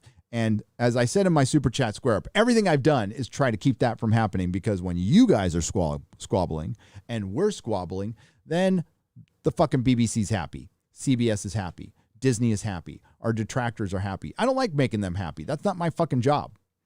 Their job is to entertain me, and my job is to entertain you. And that shit is not entertaining. And I think the data has proven that time and time again. Please enjoy whatever channel you want. And if, sometimes the overall message has to be the most important thing. We're not all going to agree with each other. We're all not going to like each other. I don't know most of them. People can say what they want about me. Like they can make fucking videos. I'm not going to respond. I don't care. But when they try to go after like my friends, that's when it gets irritating. That's when I start getting irritated. But if I'm going to do anything and I'm going to say anything, it will be directly to them in a DM or an email. And that's only if I care enough. And right now I don't. So I apologize. I'm sorry that you guys ever have to deal with that stuff. And it seems like there are content creators out there insistent on keeping you guys fighting. I'm not going to partake in that at all. It's childish. Hardwick Benthau for $2. Did you read my email Black Widow postmortem yet? If not, please remember to read it before you make your review of the movie. I did read it, Hardwick, and I have to see the movie. So I'll keep that in context, but I absolutely did read it, and I will keep it in mind, and I appreciate you sending it. It was very well thought out, and I think I agree with it. You see, it's the agenda is derailing everything. I think a lot of people want to know the why. Why are they doing it? Do they really believe in this? Do they really believe in these, frankly, Marxist beliefs? A giant billion-dollar multinational corporation buying into Marxism. I think some corporations are. I think the others are in fear. But I think Disney buys into it. I do. I think Disney is a foul, evil corporation. And if they went out of business tomorrow, I wouldn't shed a fucking tear. They have destroyed a couple of things that I love for good. For good. And I know there is, I don't want to dash hope. When I see hope, I'll bring it to you. I think overall we can win. I think we're going to lose all of our franchises, though. We might be able to save one. It's a possibility. Anything's a possibility. I can't see, even when money, with the American companies, money will become a factor. They can only keep up this charade for so long. And it's a charade, folks. It's kind of like the real estate charade. I was just watching a video on this. There's a big charade going on in New York. You know, the rents haven't come down for businesses, yet there is empty building after empty spot after empty space everywhere. Yet the rents haven't come down yet. Why? Because all of the corporations are colluding together to keep the rents up so they don't lose property value, and the owners of apartments and stuff don't lose value. But it's a charade. They can't keep it up forever. It's going to come down. Things always do. All you have to do is wait for it to come back up. And it would probably be better for it to drop right now, drop the rents, and actually rent the building. But no, they would rather keep their building empty than rent it for a cheaper amount per square foot. But right now they're charging like $300 per square foot, and some of those locations are like $75,000 a month in what? Empty fucking New York? New York might not bounce back from this. San Francisco, I got to keep this quiet because I'm trying to sell a house in San Francisco, but it's not bouncing back either. There was an article that came out. There was a poll of San Franciscans, and 40% are planning on moving. Not 5%, not 10%, not 20%, 40%. One of the reasons is crime. Specifically, robberies have gone up 700%. 700%.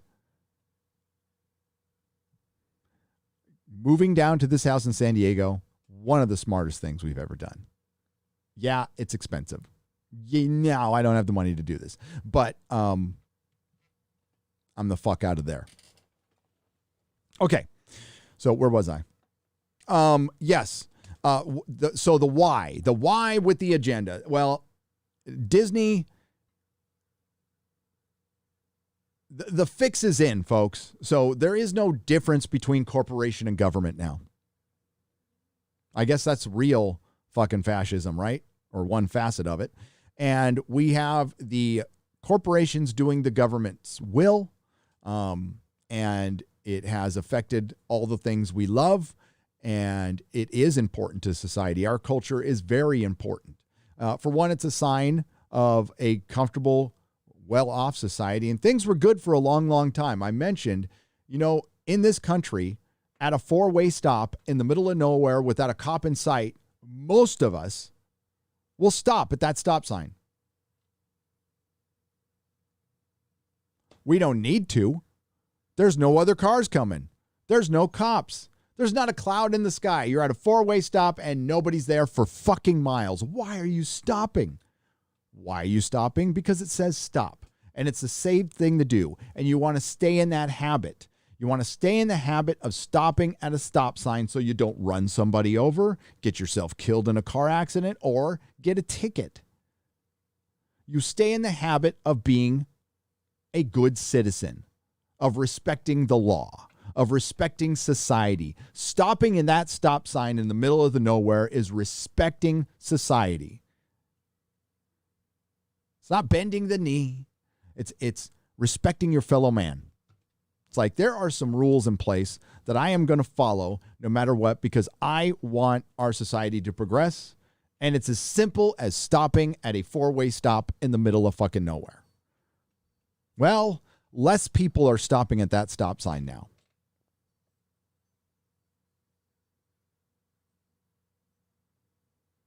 because the mask has come off of a lot of people who called themselves social democrats or socialists. And now they're just, oh yeah, I'm communist. Yeah, we knew that. And they just want this shit to burn. And there's a lot of us, the vast majority of us, don't. We think, hey, it ain't perfect, but I'm not going to burn down society because a few people aren't happy. There's always going to be people that aren't happy, and they're never going to find that happiness from a government.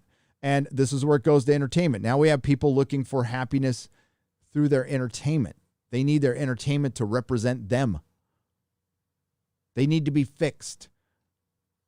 And this is a mentality that needs to be broken, like right away, especially when you have this mentality and you're over, say, the age of 16. Because that's when I realized, oh, shit, I am the master of my own happiness, my own misery. And it took me many, many years to figure out that I could just flip the switch on that stuff. There's a bunch of baggage I don't need to carry around. What we're teaching people now is carry around your baggage. Be proud of your baggage. Put your baggage in your fucking bio on Twitter. And now we're making entertainment for this. And no wonder why it's absolute fucking garbage.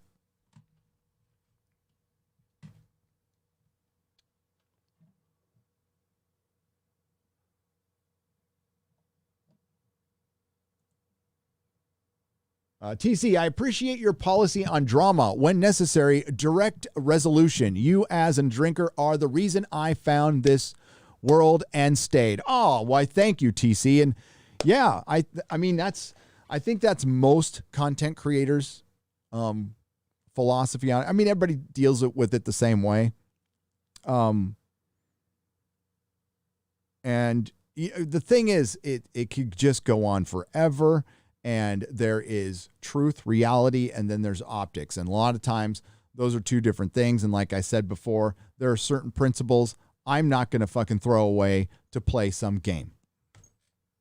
Better things to do. Hail, Gary, you entertain me. Thank you. You are the dude. Why, thank you, Stephen T, for £5. I appreciate that. You guys are brilliant. Thank you. Jason, the mostly average. You're not mostly average to me. For $5, I equate the issues with Disney, etc. is like Moneyball.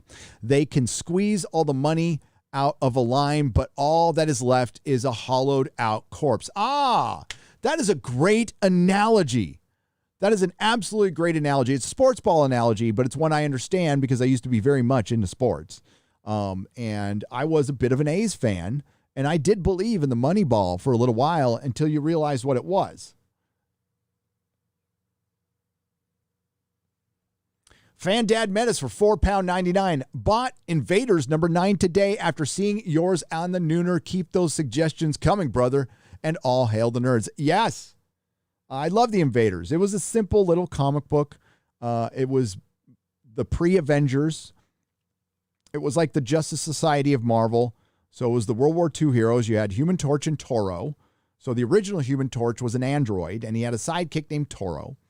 And there was Namor. There was Captain America, and sometimes Lady Liberty was there. And they fought things like fucking Nazi vampires. And then Union Jack showed up. And Union Jack, absolutely one of my favorite superheroes because he had the best costume. He just had the best costume. Swinging Cod, though. Back to you, Swinging Cod. It's okay to ask the question. Nothing against you at all. And thank you for asking the question. You're a good dude. It's all good. Thank you for the $5. And I wish them all the best. I want all of those channels to succeed. I want them to succeed in their ventures. I want them to, because I think the independent market is important.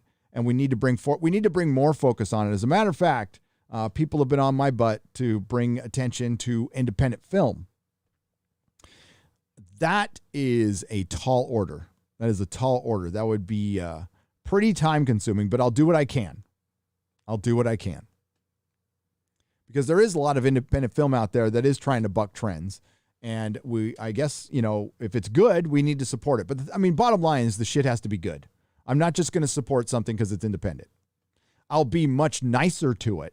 I will. I'll be much more helpful and nicer, but it's got to be good. Moons of Madness, thank you for the $1.49. I appreciate it.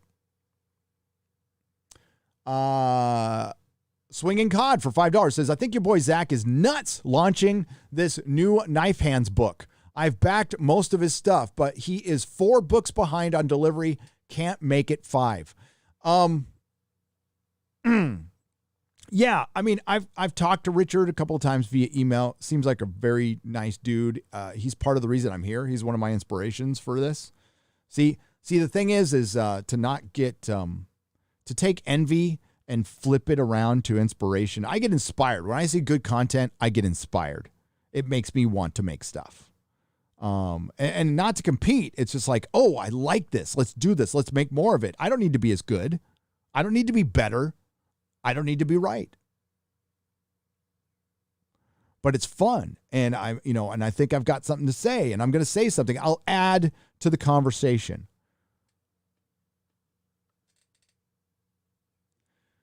I am not my subscribers.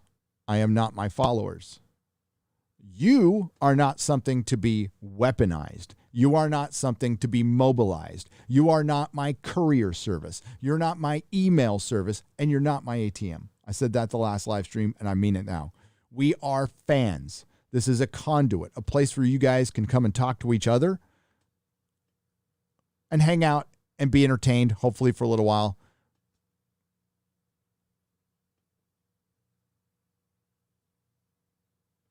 Not everybody sees it like that, though. But see, as a grown-ass man, I am capable of contacting people myself. Your boy, Zach, I think, is an entrepreneur. And I think what he helped start with the Indiegogo thing was huge. But I think it's okay to come out and speak your mind on this stuff and say what needs to be said, because that will help move things forward. And if people hear what you guys are saying, like actually internalize and listen what you're saying and not get their defenses up, because their defenses are going to get up. I don't think your boy Zach is like that. I think he understands that if we're going to take money and we're going to call out the comic book industry, then we need to produce. And some people have. Some people have produced on time and produced quality work. And that is good. That is good. That's what needs to happen as much as possible. I'll tell you from the comic shop owner perspective, and I talked about this last Monday, the one thing that would get me the least interested in a book, I don't care how fucking good it was it not coming out. I spoke of Jim Lee's Wildcats #1 with freaking Grant Morrison. That's the only book we saw. We talked about Jim Lee's All-Star Batman and Robin with Frank Miller. Took us years to get 12. Jon Favreau, Viva Las Vegas, Iron Man, still waiting on issue #3. Never going to see it. There's a bunch of unfinished series out there, and there's nothing more frustrating. The Ultimates, which should have been like the best-selling comic book of fucking all time, wasn't, because it was late all the time. It still sold a buttload of issues, and it maintained its audience, but it didn't grow it. And the reason it didn't fucking grow it is because it didn't come out. It came out fucking once every 4 months. And then, it's a 24-page book. You're done reading it in 20 minutes, and then you wait 4 more months. And that means you got to read through all the books again, which is fine because it was good. But these are comics we're talking about. They don't have endings. So they need to give you some closure on something before it moves to the next thing. And Mark Millar has a very hard time pulling that trigger. Now, when he ends a story, definitively he's good. But as far as keeping that momentum going like they do in comic books, not very good. You know who was really fucking good at that? John Byrne, Dave Cockrum, Roger Stern. Stan Lee. Roy Thomas. But I'm not going to give unsolicited advice. Those guys know what they're doing. The most important thing is to remember that we have to listen to you. How did Comicsgate start? By the way, Comicsgate was a term coined by the Access Media to them. How did it start? It was a consumer movement. Doug Ernst, Englentine, Just Some Guy, Comics Division, Captain Cummings, Richard. Richard was the voice. He never wanted to be the voice. He was never seen as the leader, but he was. He was the biggest channel. He was the most influential. He was the target. And it was just purely reviewing comics, ripping, fucking America Chavez. It was fucking great YouTube. Richard would do his live streams with a comic book in his lap, and you get these crotch shots all the time and his fucking white socks. And it was fun. I was there for all of it. I was there in the chats for all of it. But then it changed. It evolved. It is what it is now. And I think for a little bit, Marvel did change. They did. DC Rebirth was great. It didn't need to change. It was fine. But then things got worse again. We all took a giant step back in 2020 with the BLM riots. We all did, because that's what scared the shit out of entertainment. That's what set us back to 2016. That's what made the woke crowd all of a sudden get a little confidence, because we were beating them fucking down. We were beating them down in 2019. We were fucking winning until we weren't, because we took our eye off the prize with Star Wars. The Mandalorian was the little jangling fucking keys in our face, and Disney Star Wars went back to being Disney Star Wars. And the rest of it was the BLM riots. The BLT rioting over the murder of Pink Floyd.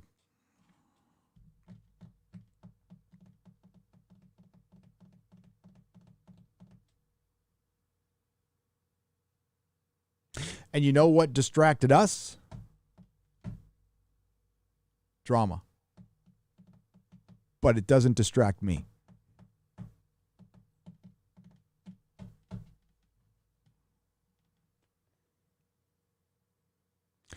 Glad you're liking B5. I can only say her name when I hear it. Ivanova. Ivanova is a great character, as are the magnificent Londo and Jakar. Jakar is my favorite by far. Has one of the best fucking arcs. It's tragic, but it's also a man, an alien, coming to that very difficult answer that we do in recovery, that we have to let go of shit, of really hard shit. We have to let go of being wronged in some of the worst possible ways, because that is the only way we can move forward. And Jakar understands that. And I was like, that's what hit me. That was like the emotional hook that got me, was Jakar basically having to let go that his entire race got fucked over and almost completely killed. Like, it was almost genocide. And he has to stand next to the person who perpetuated that almost genocide and let it go. And part of it was getting into that person's head and understanding that person and being empathetic. And it was like beautiful. It was beautiful. It's great storytelling. It's fucking like, it does read like a fantasy science fiction novel.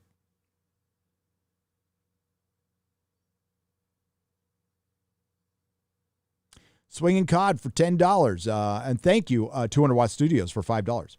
Swinging Cod for $10. The post-Galactic Storm Avengers run with Widow was the leader of the Island of Misfit Avengers: Black Knight, Thunderstrike, Thor, Shaved Herc, Cersei, and Lombardo Vision. Was a good arc for her. It was. It very much so. She had good arcs, but no seminal. But she is definitely a fixture in the Marvel Cinematic Universe. I would have given her like she's too grounded. I would like to see her stick to walls and fucking shoot her little, her stinger thing, her more. That would be more superhero-y.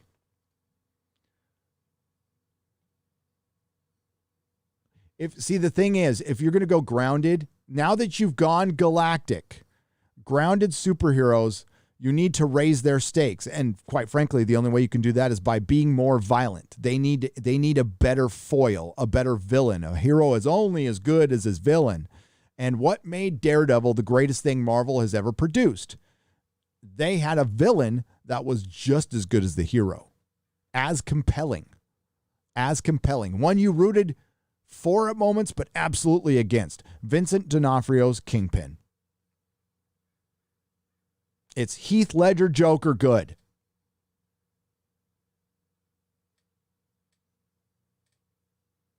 I said it.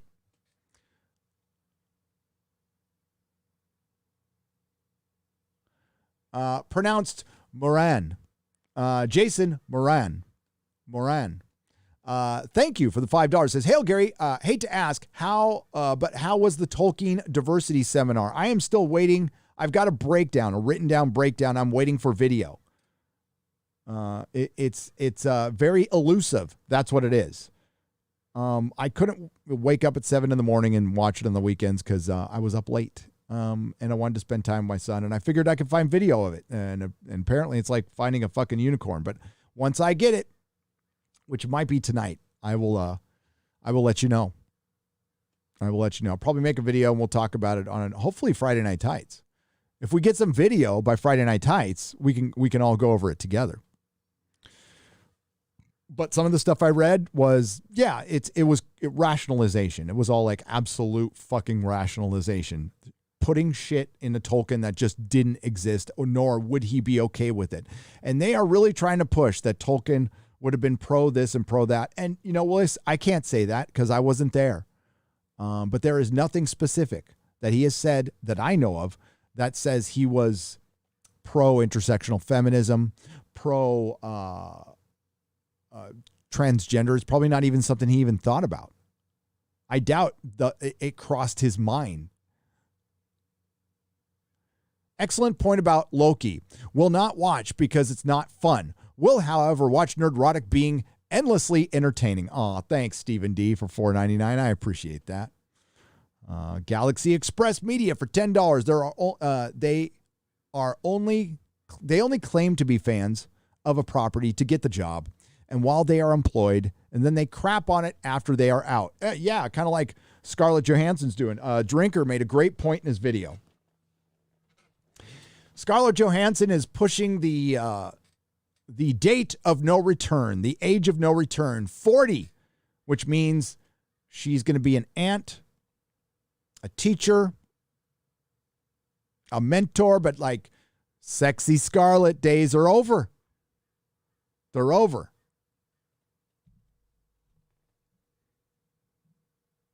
And listen, Hollywood's built on sex. I want to see attractive people solving problems or beating the shit out of things.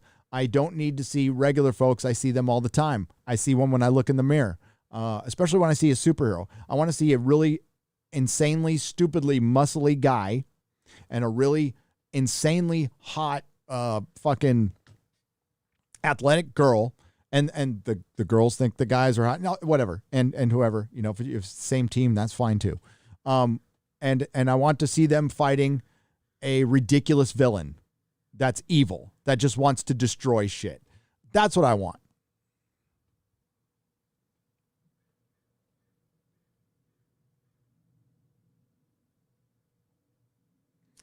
That She-Ra model should be She-Hulk or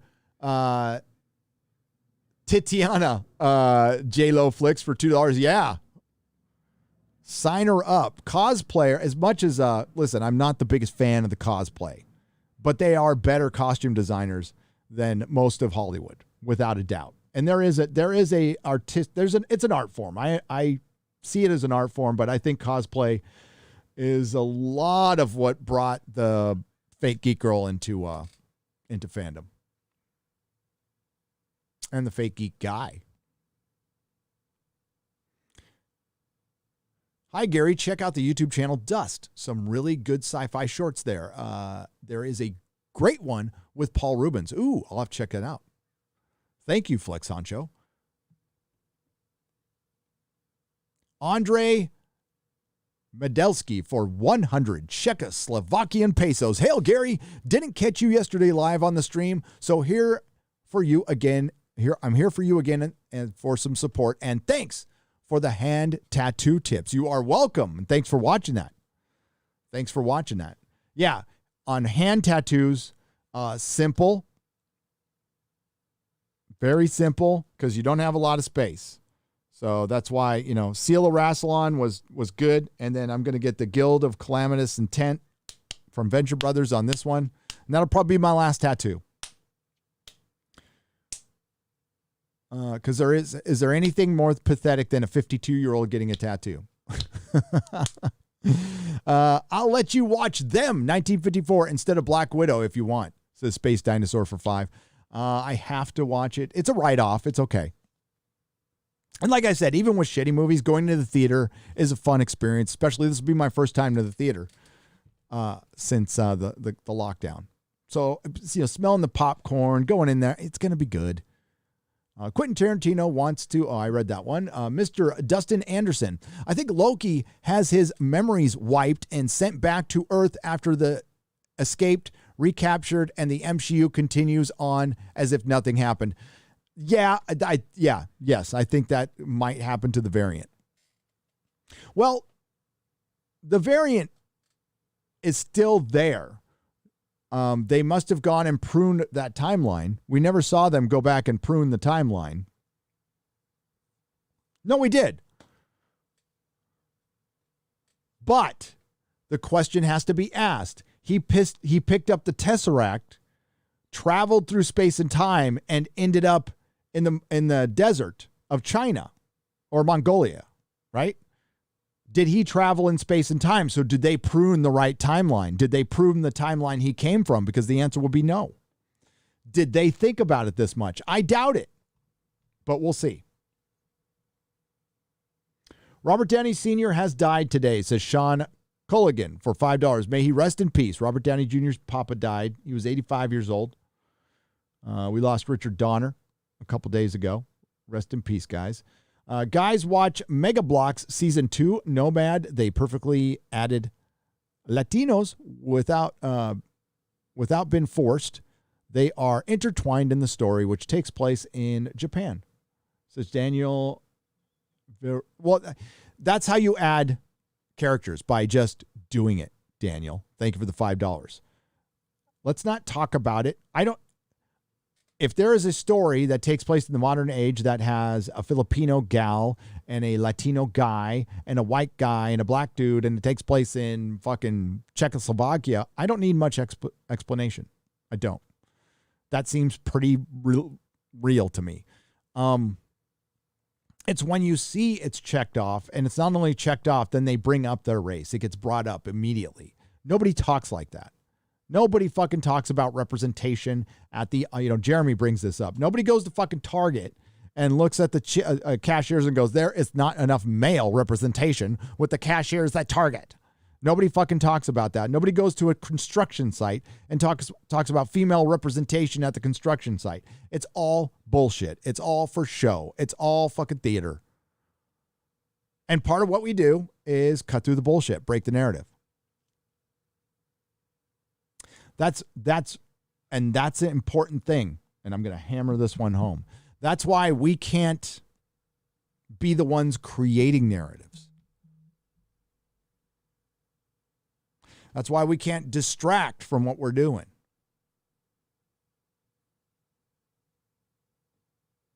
You see, I don't have a mission statement. I didn't start this channel going, I'm going to change the world. I'm going to be an influencer. No, I just hey, I started doing this because I missed the comic shop. I missed talking about pop culture and superheroes and comic books all day because I got to do it for 10 years. I'm like, this is the best way to do it. And it's been great. It's been just like being at the store. I mean, it's not like I did a ton of work at the store. I rang some people up while I was bullshitting. That's pretty much all I did all day. Well, I did carry a lot of short and long boxes and alphabetize a fuckload of comic books and I got to eBay professionally for a long, which was great. But yeah, I didn't start this channel to change the world or get involved in the culture war, but here I am. Here we are.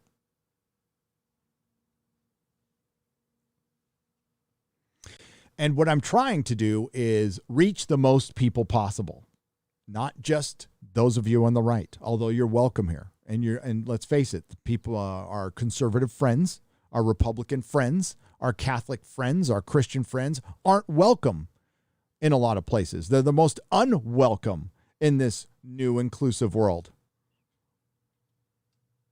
So they are more than welcome here to talk about what they like.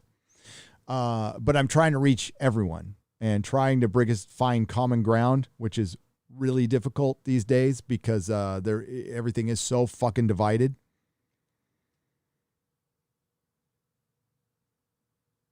But I am, the one thing that gives me hope is I know the vast majority of you practice common sense. You're good people. You want the best. You don't want to, none of us want any harm to come to anybody. But we're also not the ones throwing out threats, labeling people, trying to silence people, trying to marginalize people, or calling people marginalized.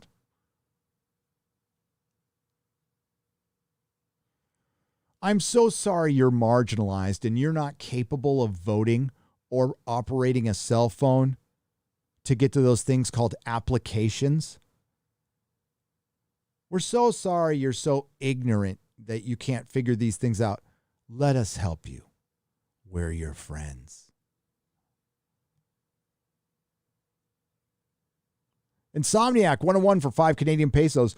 Don't you think a better would have been just Morbius, just chasing Loki through different time periods? Forget the Lady Loki and the TVA. Yeah.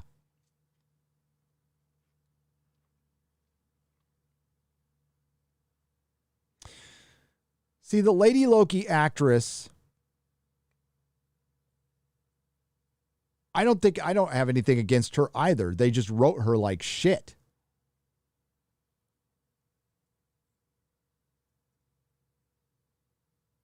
And it's now everything, every fucking thing Marvel makes. Every boss that is, it's a tell, by the way. You're not supposed to have these tells. Every boss that's going to be good and competent is female. And every boss that's going to be bad is male. So we know the girl boss in this will either be competently evil or good in the end. And that's the way it's trending, unless she's the one behind the whole thing, which could be a possibility. I don't know. But she's not compelling. She's not a very good actress. And these are cardboard cutouts interacting with each other and distracting us from Loki, who's a guest star in his own show. With the announcement of Fantastic Four and the castle revealed, made me think of God Doom could be behind it. Oh, yeah, I read that one. Well, they've only announced Fantastic Four. Kevin Feige has said they will not be announcing casting anytime soon. The movie is 5 years away. And I think they're actually waiting for this woke bullshit to pass so they can cast a comic-accurate Fantastic Four. But you made this bed, Kevin Feige. You got to fucking lay in it. And we're going to get an all-black Fantastic Four, or an all-Filipino Fantastic Four, or a mixed-up Fantastic Four, but we ain't getting a Jack Kirby white Fantastic Four. There's no reason that says we can't. You're not marginalizing anybody. But this is literally the fucking narrative that they've spun now. If Kevin Feige casts Jack Kirby and Stan Lee's Fantastic Four accurately, he will be called a racist and a white supremacist. Like I said, this is your fucking bed, bruh. You made it. You lie in it.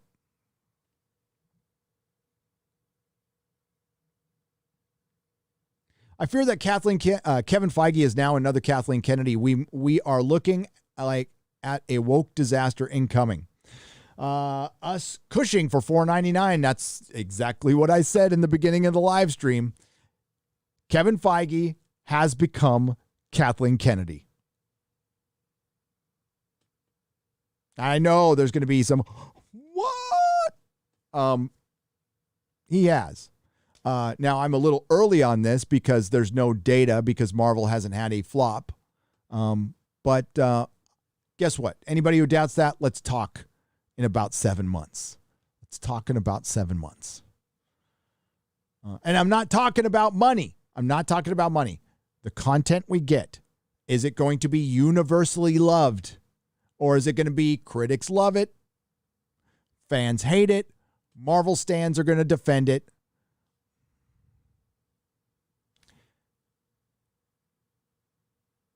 USS Cushing, thank you for the $4.99. Projects done poorly for $5. Your comments on how Kevin Feige's sacrifices to the Owl God are why I subscribe. Love the content. Ah, yes.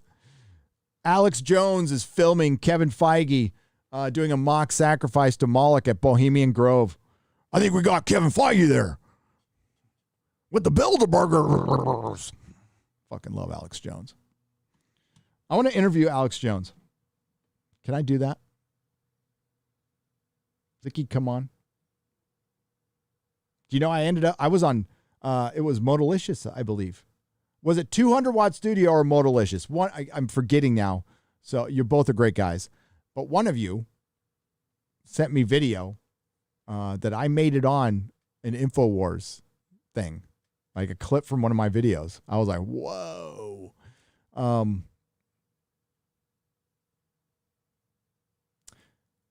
People complain on Twitter. Say it ain't so, Gary. Fat Steven Seagal. Chris Gokor. Chris Gokor, what the fuck? For 2 Canadian pesos. Man, Steven Seagal is fucking fat. Wow. He is fucking fat. But you're not Fat Steven Seagal.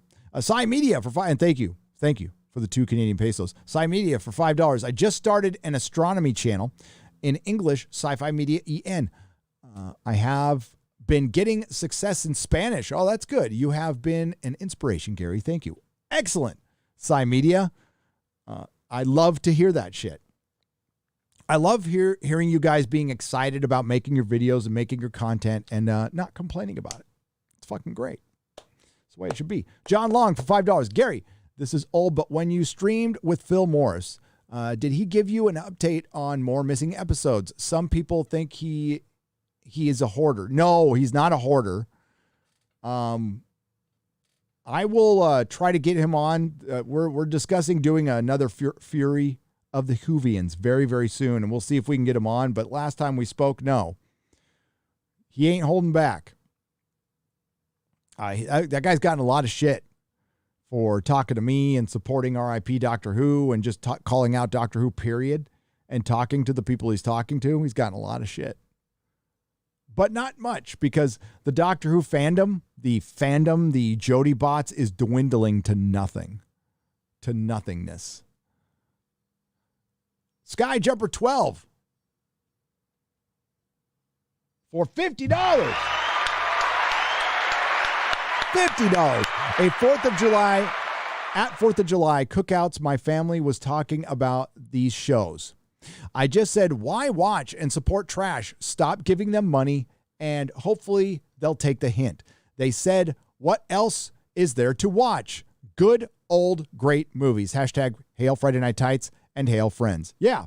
For the price of 200 streaming services, you can get a 4K projector for like $1,000. If you don't need a 4K projector, you can get a high def projector for $200-$300. That's not even a TV. It's a projector, and that's all you need. You hook your computer up to it, and you can watch shit on your wall, or you get one of those screens. You don't need a fucking TV. You can buy DVDs and fucking Blu-rays. You know, the DVDs and the Blu-rays and their action figures that they're collecting. And just watch those. They're cheap. Shit. DVDs are dirt cheap now. And just get physical media and watch old shit all day long. Or just get one streaming service or do a la carte. Like Prime is probably the best. You can a la carte Prime. You can rent there. They've got plenty to choose from. I mean, I fucking hate Amazon, and I try not to give them business, but I mean, as far as one streaming service is concerned, I'd say Amazon's probably the best now. Netflix is fucking useless.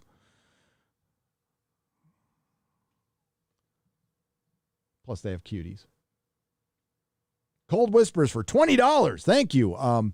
They are trying to kill our heroes and hopes so that we feel there is nothing to hope for and that we would conform to them. Also, hail Gary. Hope all is well. Keep up the awesome work. Love your streams. Thank you, Cold Whispers. I appreciate it. I appreciate $20. They will keep destroying our heroes until they have a flop, right?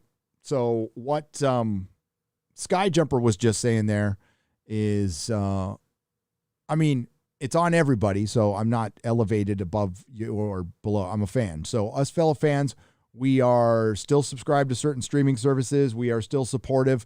Now, I am not subscribed to Disney Plus, but I did buy my tickets for Black Widow. I could have snuck in. I could have, but no, I'll buy my ticket. I got a matinee. I made it cheap as possible. And it looks very much like I'm going to be ripping it. But if it's good, I'll admit it. It's okay. But it looks like I'm going to be ripping it. But for the rest, for the most part, I'm not giving them any money. Nothing. I am not supporting them in any way, shape, or form. And that's what we have to do. They need a flop. Don't go to this movie. Do any of you have the urge to see Black Widow anyway? Like, you know what? Wait a week. Don't give them that big first box office. Yeah, boycotting. If we want things to change, we got to boycott. I don't have the power to get one going, but yeah, you need to like not give them money as much as possible. I think on the grand scheme of things, me paying for that ticket, I'll be able to get my message out, and it will probably keep more people from supporting this stuff in the future. Not necessarily this movie, but supporting this stuff in the future if they want to continue down this road. I would love, look at this. No. Nope. I love it. Oh yeah. Hang on. Can we see the chat? Yes, we can. Good. That is good. Well done. Well done. Yeah, I don't have a desire to see this movie. If I didn't have a channel, I'd be skipping it. I'd be skipping this entire fucking year. Because if I didn't have a channel, I'd want to preserve the goodness in my head. Because it does affect it. I've seen The Last Jedi. I've seen The Force Awakens. I keep putting out The Last Jedi, but to me, The Force Awakens is just as fucking bad as The Last Jedi. They are equally as bad. I have seen these things. I can't unsee them. So if Disney comes out and says, we're erasing everything tomorrow, we're going to start a new path, it probably wouldn't be enough. Now, if Disney came out and apologized on top of that and hired Gina Carano on top of that, I might be open to it. But here's how Disney is going to one day erase the Disney trilogy. I do think one day that's going to happen. They're also, at the same time, going to erase the original trilogy and the prequel trilogy because they're going to remake the entire thing because that's the last thing. That's their last card to play. I've been saying that on this channel since day one.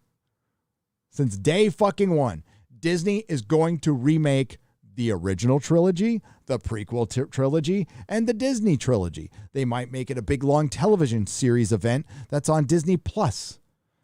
That might culminate in, they could make it TV show and a movie at the same time. They could remake it and make all kinds of fucking money off this.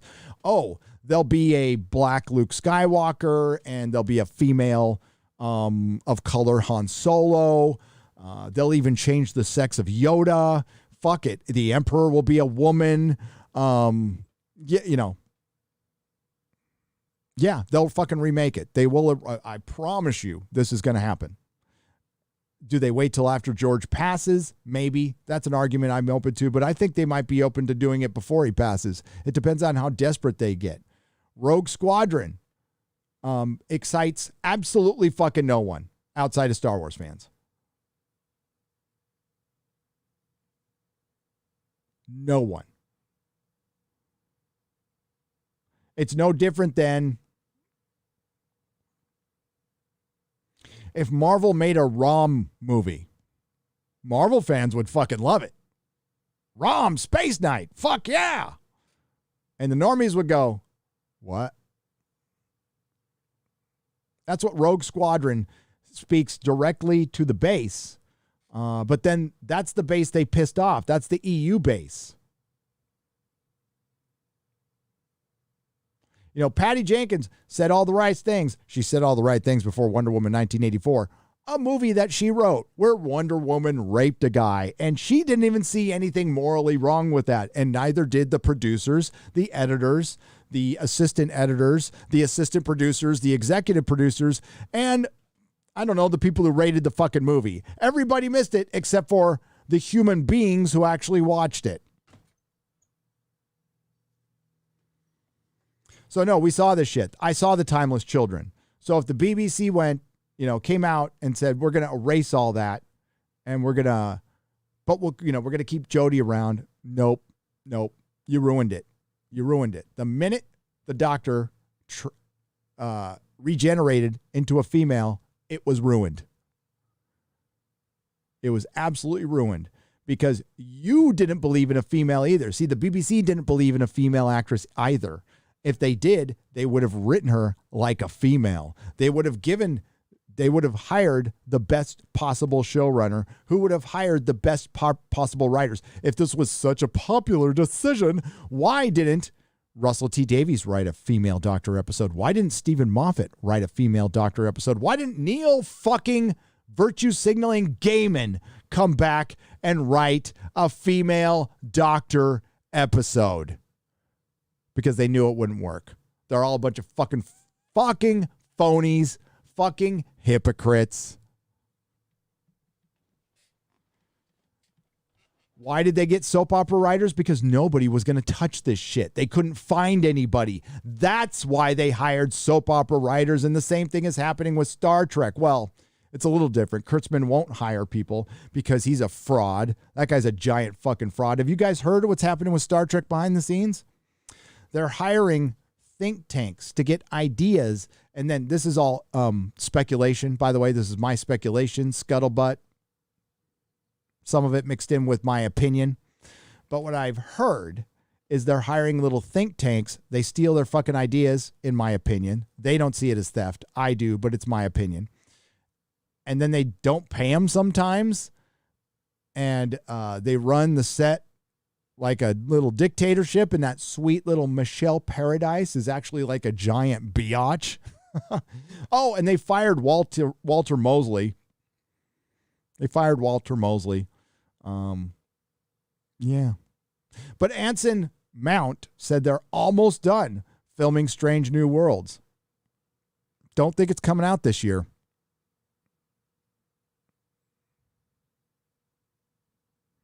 Yeah, so these things are fucking done. Marvel is the one thing that could be saved even with this shitty year. If Spider-Man's good, and I don't think Doctor Strange was going to be good, and they fucked it up. But what do they have beyond that? They are not going to recast Chadwick Boseman. Like, Feige came out and said that at the investor meeting. So now they can't. Well, they're fucked. That's dumb. I'm sorry Chadwick Boseman died. It's tragic, and I thought he was a good Black Panther, but you absolutely need to recast the role. What are you, fucking crazy? What, never going to make Joker movies again because Heath Ledger died? Fuck no.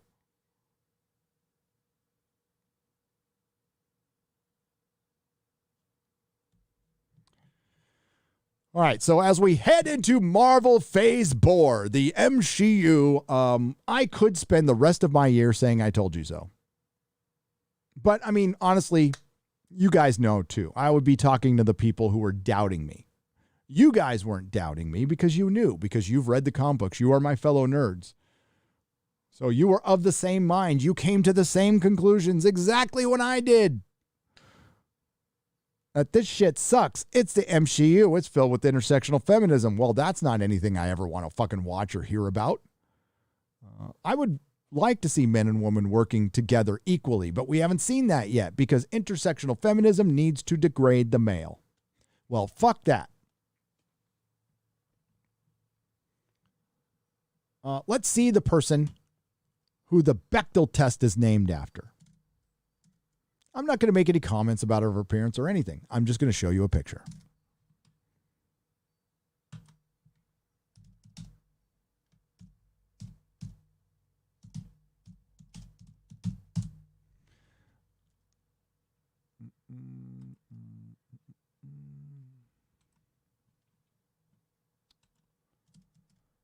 Here we go.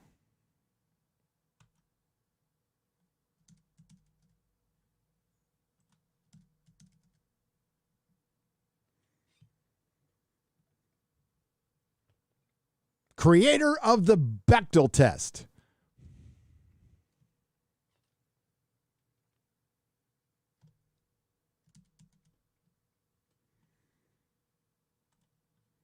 The Bechdel test, also known as the Bechdel-Wallace test, is a measure of representation of women in fiction. It asks whether a work features at least two women who talk to each other about something other than a man. The requirement that the two women must be named is something that's added. According to user-edited databases and the media industry press, about half of all films meet this criteria. Passing or failing the test is not necessarily indicative of how well women are represented on any specific work. Rather, the test is used as an indicator for the active presence of women in the entire field of film and other fiction, and to call attention to gender inequality, not inequity, but maybe they want to change that. I don't know. In fiction, media industry studies indicate that films that pass the Bechdel test perform better financially than those that do not. Suspiciously, there is no link to that information.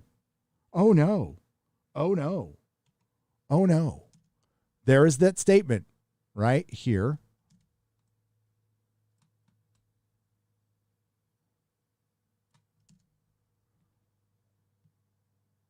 Oh, by the way, Alison Bechdel is the author of the 1985 comic strip Dykes to Watch For. Media industry studies indicate that films that pass the test perform better financially than those that do not. Yet there's links all over this thing. Link. Right, even a link to Dykes to Watch Out For. But there's no link to this statement. Bullshit. Unless you're applying it to Marvel movies, which are the only movies that make fucking money right now.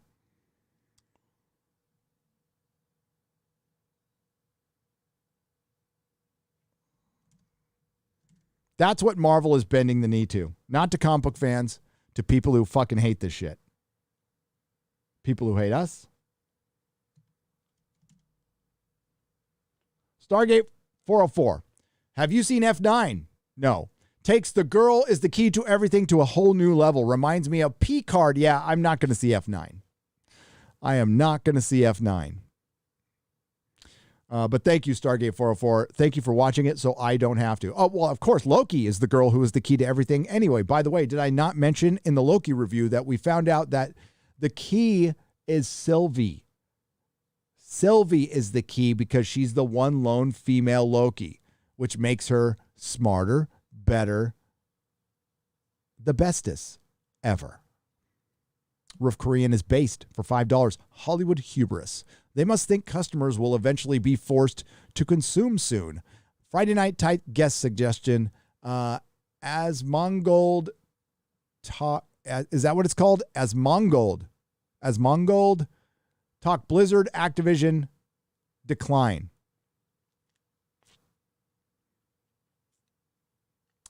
Yeah, we can. I know shit about. I mean, I used to play Diablo. And I know about the decline of Blizzard. That's like Az's territory. I could talk about the MCU decline. But yeah, I'm open to it. I mean, if we could talk about all the pop culture, I don't mind sitting out some of the video game stuff. I try to put in where I can, but I just don't know anything. And it's called Loki, says John Papa Sergio for $2.99, and that's what it is. That's what it is. And he's a guest star in his own fucking show. Space Dinosaur for $5. I got the kitchen sink collection of Cadillacs and dinosaurs. That's a good fucking, that's fun. That's a fun comic, and I like it. Fun. Just a little bit of help with your move. Thank you, Stone Dog 1971. I appreciate it. Captain Caboose for, did I read this one? Yeah, I did. But thank you again for the $50, Captain Caboose. And I read that. Got to refresh.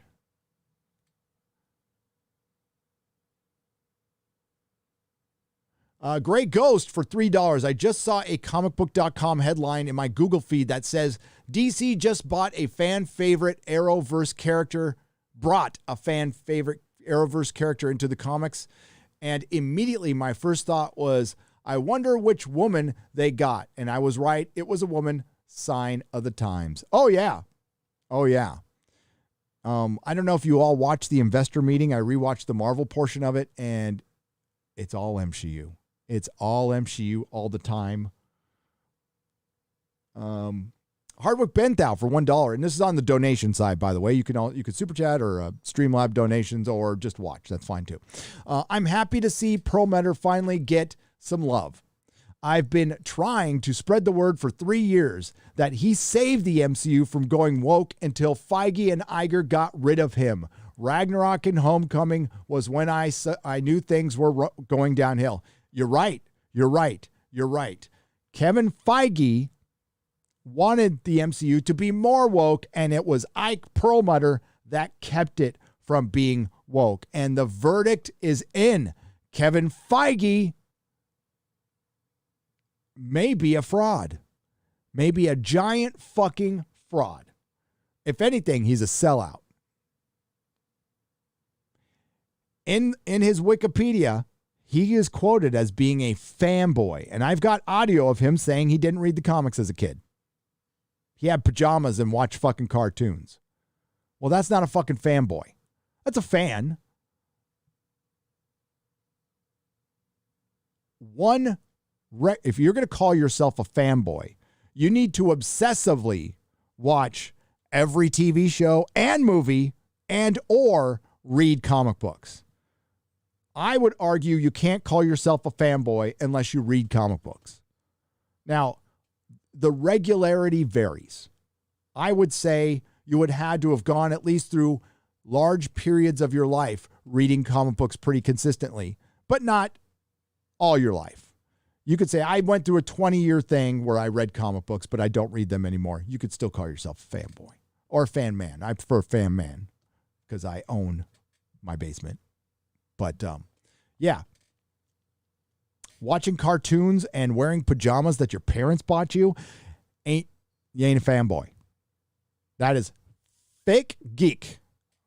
Fake geek. Speaking of fake geek.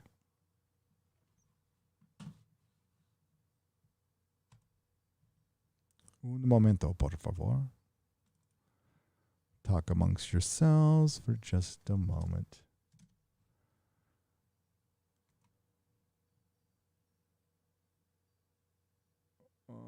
Where was my last message to Jeremy?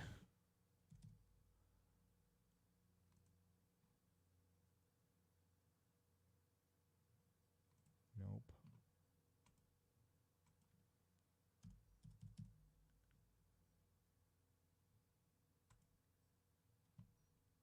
There it is. Make sure I'm not doxing myself. Okay.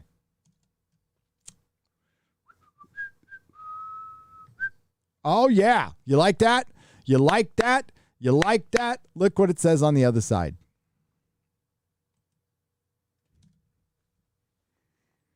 We're going to be making a fake geek girl one, but right now it's just fake geek tears. This obviously is a parody of all the fucking pieces of shit that drink fake or fanboy tears. Fanboy tears. Well, now we've got a cup for us. We're going to be drinking fake geek tears all fucking year. You're going to drown on fake geek tears because they're going to go, these shows went as woke and they were powerful, and why isn't anybody watching them? Well, even the fucking fake geeks are turning on this shit because they're fake geeks and they can't get anything from this shit anymore. So now they're peacing out. Now they're gone. Now they're leaving.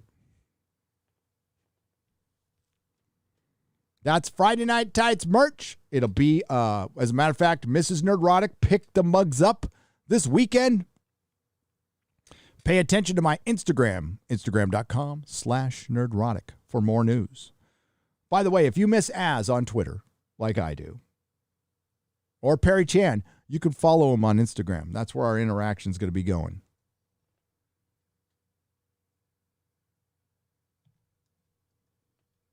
Going to be drinking a lot of those fake geek tears, baby.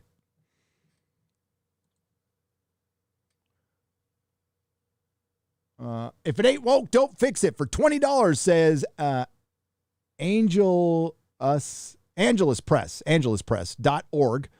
It's a big Tolkien interview. Had to do a .org.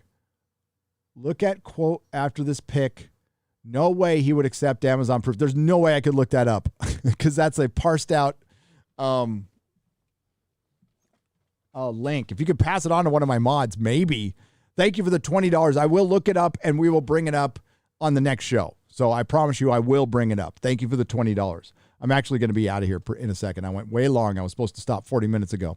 Stasio Pantaz. Oh, I almost said Pant Nazis, but that's not your name. Stasios Pentazis for $10, not Pants Nazis. Hey, Gary, hail. One day, can you give us a list of some of your favorite movies, comics, and shows? I'd love to hear your recommendations. Also, miss you at the Outpost, and thanks for having my B-Day there. Oh, my God, I remember you now. Holy shit, Stasios. You were my first birthday party. You were my, oh, I miss you too, man. I miss you too. You're all old now. You're all old. You're grown up. Well, you know, I'll be back in the comic book game, but not in the state of California, unfortunately. Most certainly, I will come up with a list of my favorite stuff. I've been meaning to do that. But I do have recommendations. You don't have to buy anything. But if you search Amazon store Nerdrotic, there is I haven't updated it in a little while, but there's my tech recommendations, my book recommendations, my movie recommendations, my comic recommendations are all right there. Here, I could even look it up real quick before I go here. Oh my God, Stasio. I remember your mom gave me the idea. Your mom came in and she comes in and she's like, your mom was fucking hilarious, by the way. I hope she's doing very well. Send her my best. She just comes in, starts talking to me like we knew each other for 10 years and says, you should do birthday parties. I'm like, you know what? Yeah, I should. And I wanted to punch myself in the face. I'm like, how did I not think of that? Like from day one. And, oh, Stasios, I made a lot of money on that, dude. I made some cheddar doing that stuff. I made some cheddar. All right. What was I going to look up again? There we go.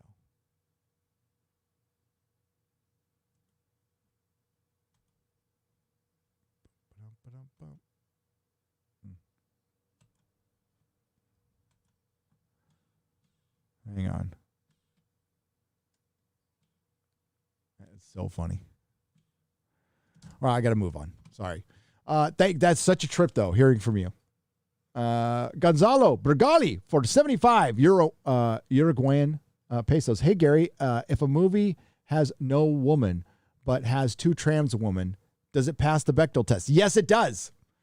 Are you saying our traps Bechdel? Yes, Gonzalo. Traps are Bechdel. You thought I was going to say, hey, didn't you?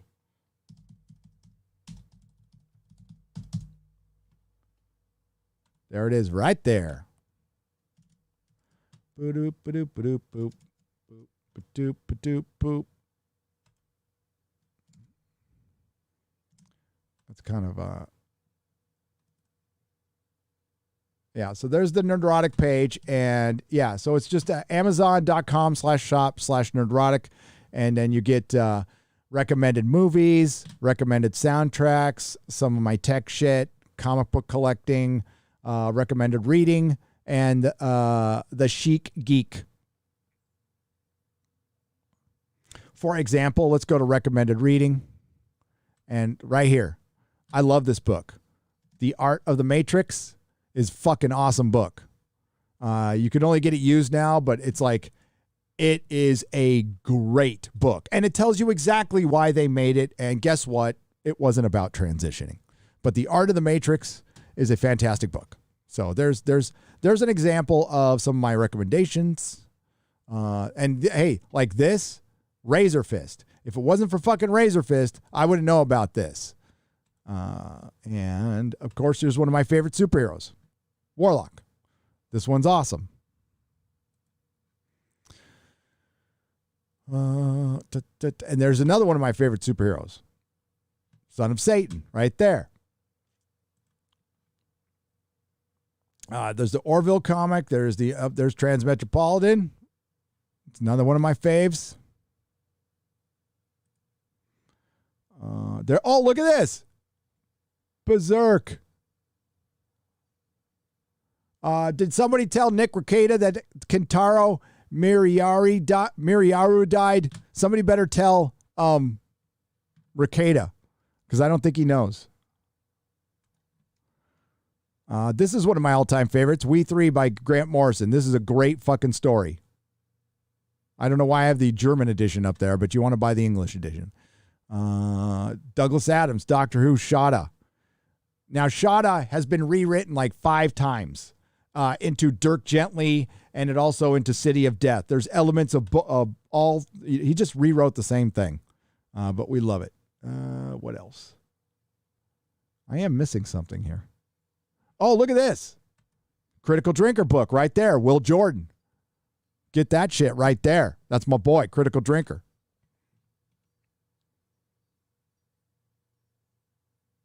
So enough of this. All right, folks, I'm going to have to run out. Let me thank you for becoming a member, Cardinal Sin. Appreciate that, Gil.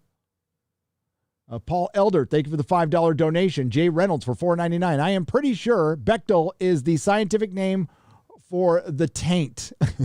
Yeah.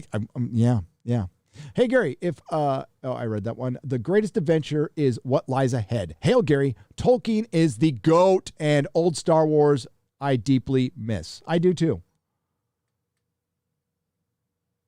Star Wars was perfect for normies because it was such a well put together world that had infinite possibilities because there was no Bible. There was no Bible on, and the world building was still happening, so you could still project on Star Wars a lot of stuff that wasn't there, but it gave you just enough. Now, I think George Lucas's biggest mistake was not creating a fucking Bible for Star Wars. Like, he let other people add on and build to the world, and he didn't. You know, I think that was probably a mistake. You know, Tolkien and George R.R. Martin are both fucking fantastic world builders. You know, Martin can't finish, but it's undeniable that the Planetos and Westeros and the world of A Song of Ice and Fire is fucking fascinating. It's a fantasy world built on Tolkien and H.P. Lovecraft. It's fucking, and Babylon 5. So now I know what you're talking about, folks. I've watched enough Babylon 5 that you bet your fucking ass George R.R. Martin took a lot of stuff from Babylon 5 and put it in Game of Thrones and put it in A Song of Ice and Fire. I was like, nah, no. The White Walkers are by some are called the Shadows. The whole concept might have been ripped from Straczynski. There's other things. Hour of the Wolf, which I know is used in other places, but there's a lot of similarities between B5 and A Song of Ice and Fire. Too much to not be, too much to just be a coincidence. Tim Pool passed a diamond. Tim Pool passed a diamond, worried about AJ getting his channel nuked. JM, what does that mean?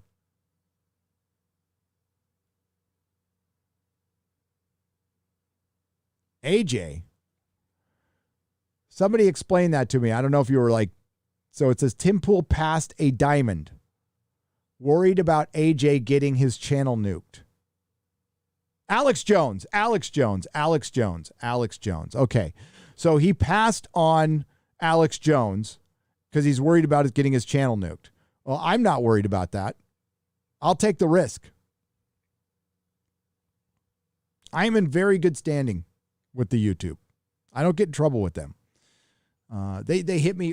By the way, my last Lord of the Rings video, yes, I had to cut out that opening because Warner, after it cleared copyright, just some guy just did a great video on the copyright system, so fucking broken. So it cleared copyright for 12 hours, but somebody came in and fucking manually hit it. And yes, it's probably somebody wanting me to shut up. So I just cut it out. I put too much work to give fucking the owners of the Lord of the Rings Amazon and all my fucking money for that. Fuck no. I'm keeping my money. I had to give up the clip. It did kind of fucking ruin the video, so I'm sorry. And I was fucking pissed. I'm still pissed over it. Superman and Lois is a little woke, but it's not as much in your face. I enjoyed the first season, says The Last for $5. I will be doing a video on Superman and Lois, I promise. Nerdrotic, did you know Pelosi is sending the Capitol Police to Cali in Florida? Is she going to get you? Hashtag Gary for Hunger Games. We'll pray for you. Yeah, they want to nationalize the Capitol Police Force. Fucking what? Fucking what? How are we letting this shit happen, folks?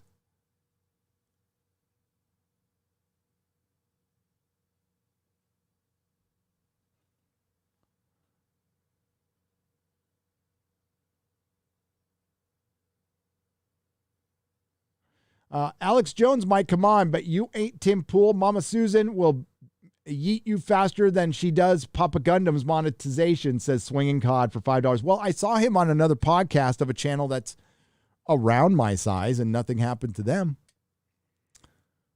You know what's life without a little risk? Okay?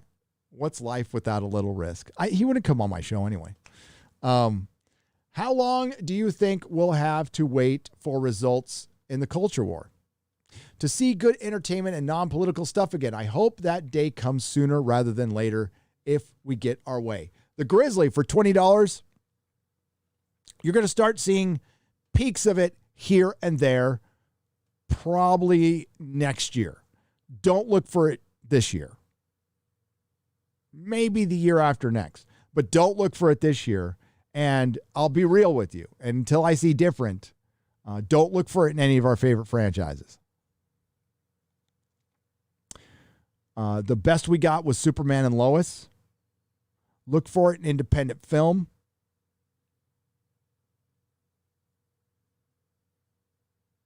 You know, the Snyder Cut wasn't fucking woke. You might have hated it. You might have not liked the story. You might have not liked what anything about it, but it wasn't fucking woke. Richard Pierce for $20. Gary, you're gay. Actually, you're not. I just wanted to give you $20 for giving me entertainment. Also, you're gay. Well, I'm not. And, you know how I found that out? By not being gay. I made it through prison not having sex with a man. So I'm pretty sure I'm not gay. I made it through prison without having sex, which proves I'm not gay. Wasn't interested. And like I said, all the sex there, most of it, well, although consensual, very consensual. A lot of people are gay in prison. But not me. No, I was fine reading a book. It was a couple years. I was young. I was going to get by just fine. Gary, any update on Thursday meetup at Star Trek Las Vegas? Looking forward to it. And none, the 300-pound leprechaun. 6 p.m., August 12th at the, I need to put this in, for one, I need to figure out a name for the event. I haven't given it a name. So the meetup is at the Millennium Fandom Bar, 900 South Las Vegas Boulevard, 6 p.m., Thursday, August 12th. It's karaoke night. It'll go probably till closing. See you there. The second meetup is at the Millennium Fandom Bar. We don't have the extra room, so it's just at the bar. If the location changes, because I really wanted to get that spare room, but for some reason they won't give it to me, so I might change the location on Saturday. But as it stands right now, it's at the Millennium Fandom Bar, 6 p.m. Saturday. If the location changes, I will blast it everywhere and let you know. But as of right now, that's where it is. Thursdays for sure, because we do have the private room too to mingle in between. That was disappointing. That was very disappointing to hear. I don't think they understand that we're cool and you want us there. I'm trying to make them understand that. It's like, my people will come there and they'll like buy drinks and stuff. 200-watt studio for $5. They could, by the way, it's free. It's all free. They could do a murder mystery film where to subvert current expectations, the male character is not the murderer. Hey, maybe that's Knives Out too, buddy. More Knives Out. I got a god-awful movie that I love called Rubber. I highly recommend it, says Mr. Dustin Anderson. All right. I'll hold you to that. Billy Mack for $10 says, hey, Gary. Hey, how's it going? I keep hitting this. Virus with the Cause for $4.99. What up? What up to you? What up to you? Thank you for the super chats. All right, I'll get the rest on the square up, folks. And it will be this week.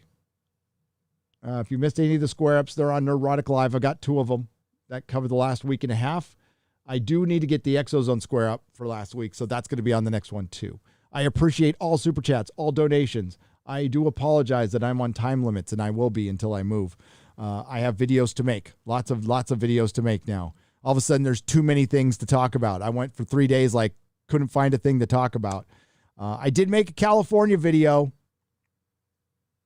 and I'm going to release it. I just don't know where, but I'll let you know. I did want to give you guys a warning, though, because this is a pop culture channel. Yes, I'm in the culture war. Yes, we talk about issues like free speech, free expression, authoritarianism, authoritative fucking big tech, and we talk about all that shit, but I don't really get right-left politics, except when it comes to California. But there is no right-left politics in California. There's only Democrat. There are no Republicans here that have any kind of power. And San Francisco, I told earlier, just did a poll where 40% of the people of San Francisco are leaving. Not 10%, not 15%, 40%. Almost half are leaving. Target, Walgreens, 7-Eleven are closing earlier now. 7-Eleven's not staying open 24 hours in San Francisco anymore. A lot of them, they're done. They can't stay open because there's organized rings of shoplifters. Memology just showed a video last night, and there was another one a week ago, and the one he showed last year in the Walgreens was a block down from my comic shop. And it could happen in my comic shop, in my old comic shop. I don't know how it doesn't. Somebody could run in and steal a fucking long box full of comics. You think Brian Hibbs is going to catch him? You'd have to put down his bong. Oh, he doesn't even work at the one I bought. He bought from me. Oh. Okay. Thanks to the Nerdrotics. Thanks to X-Ray Girl. And thanks everyone for taking the time to sit here and watch. It is the privilege of a lifetime and the honor of a lifetime to do this. This is the best gig I've ever had. I fucking love you guys. Neil, thank you for joining the Proto Molecule level. There will be a member stream Thursday at 10 a.m. and Sunday at 10 a.m. if you're a member of Gelogia and higher. I will make one of those public on Nerdrotic Live. Don't forget to subscribe to Nerdrotic Daily, which just passed 40,000 subscribers. Nerdrotic Live, which just passed 50,000 subscribers. We're creeping up on 350 subscribers here. It's all been great. And Friday Night Tights hit 100,000 views. It's been a fucking great week. So thank you, everyone, and I will talk to you soon.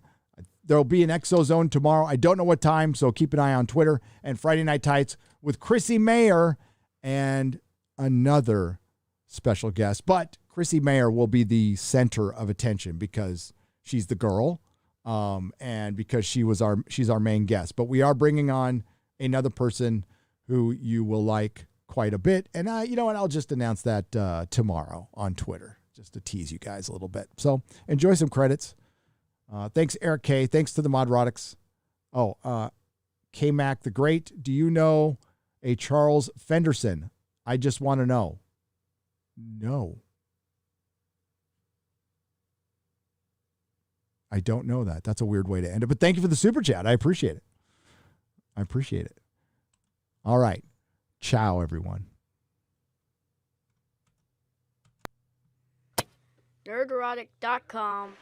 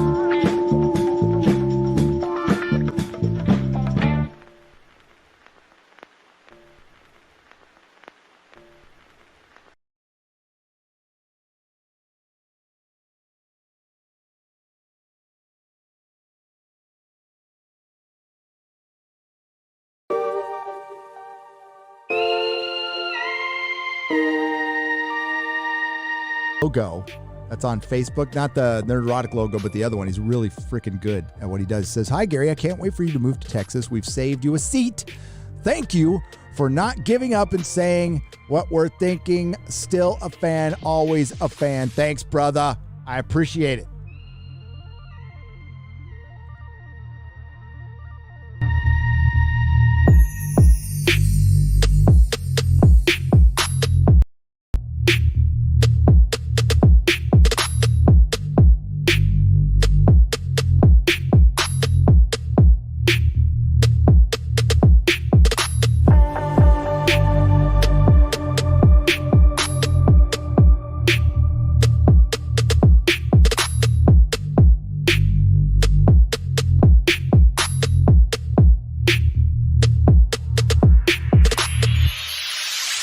We can sneak one more in here. I think I've got time. Why did it stop? That's so weird. Zatras. No one listens to Zatras for 10 pounds. I agree with you when you said in earlier streams that if the U.S. wasn't here, many places would be in disarray. I am Polish and grateful. Without you, we'd have conflicts open like Crimea in the Ukraine. Thank you, Zatras. We appreciate you. We fucking love Poland. And thank you for The Witcher. Thank you for The Witcher. Sorry what Netflix did to it, but thank you for The Witcher. Thank you, Zatras. I listen to Zatras. All right. Good night, everybody.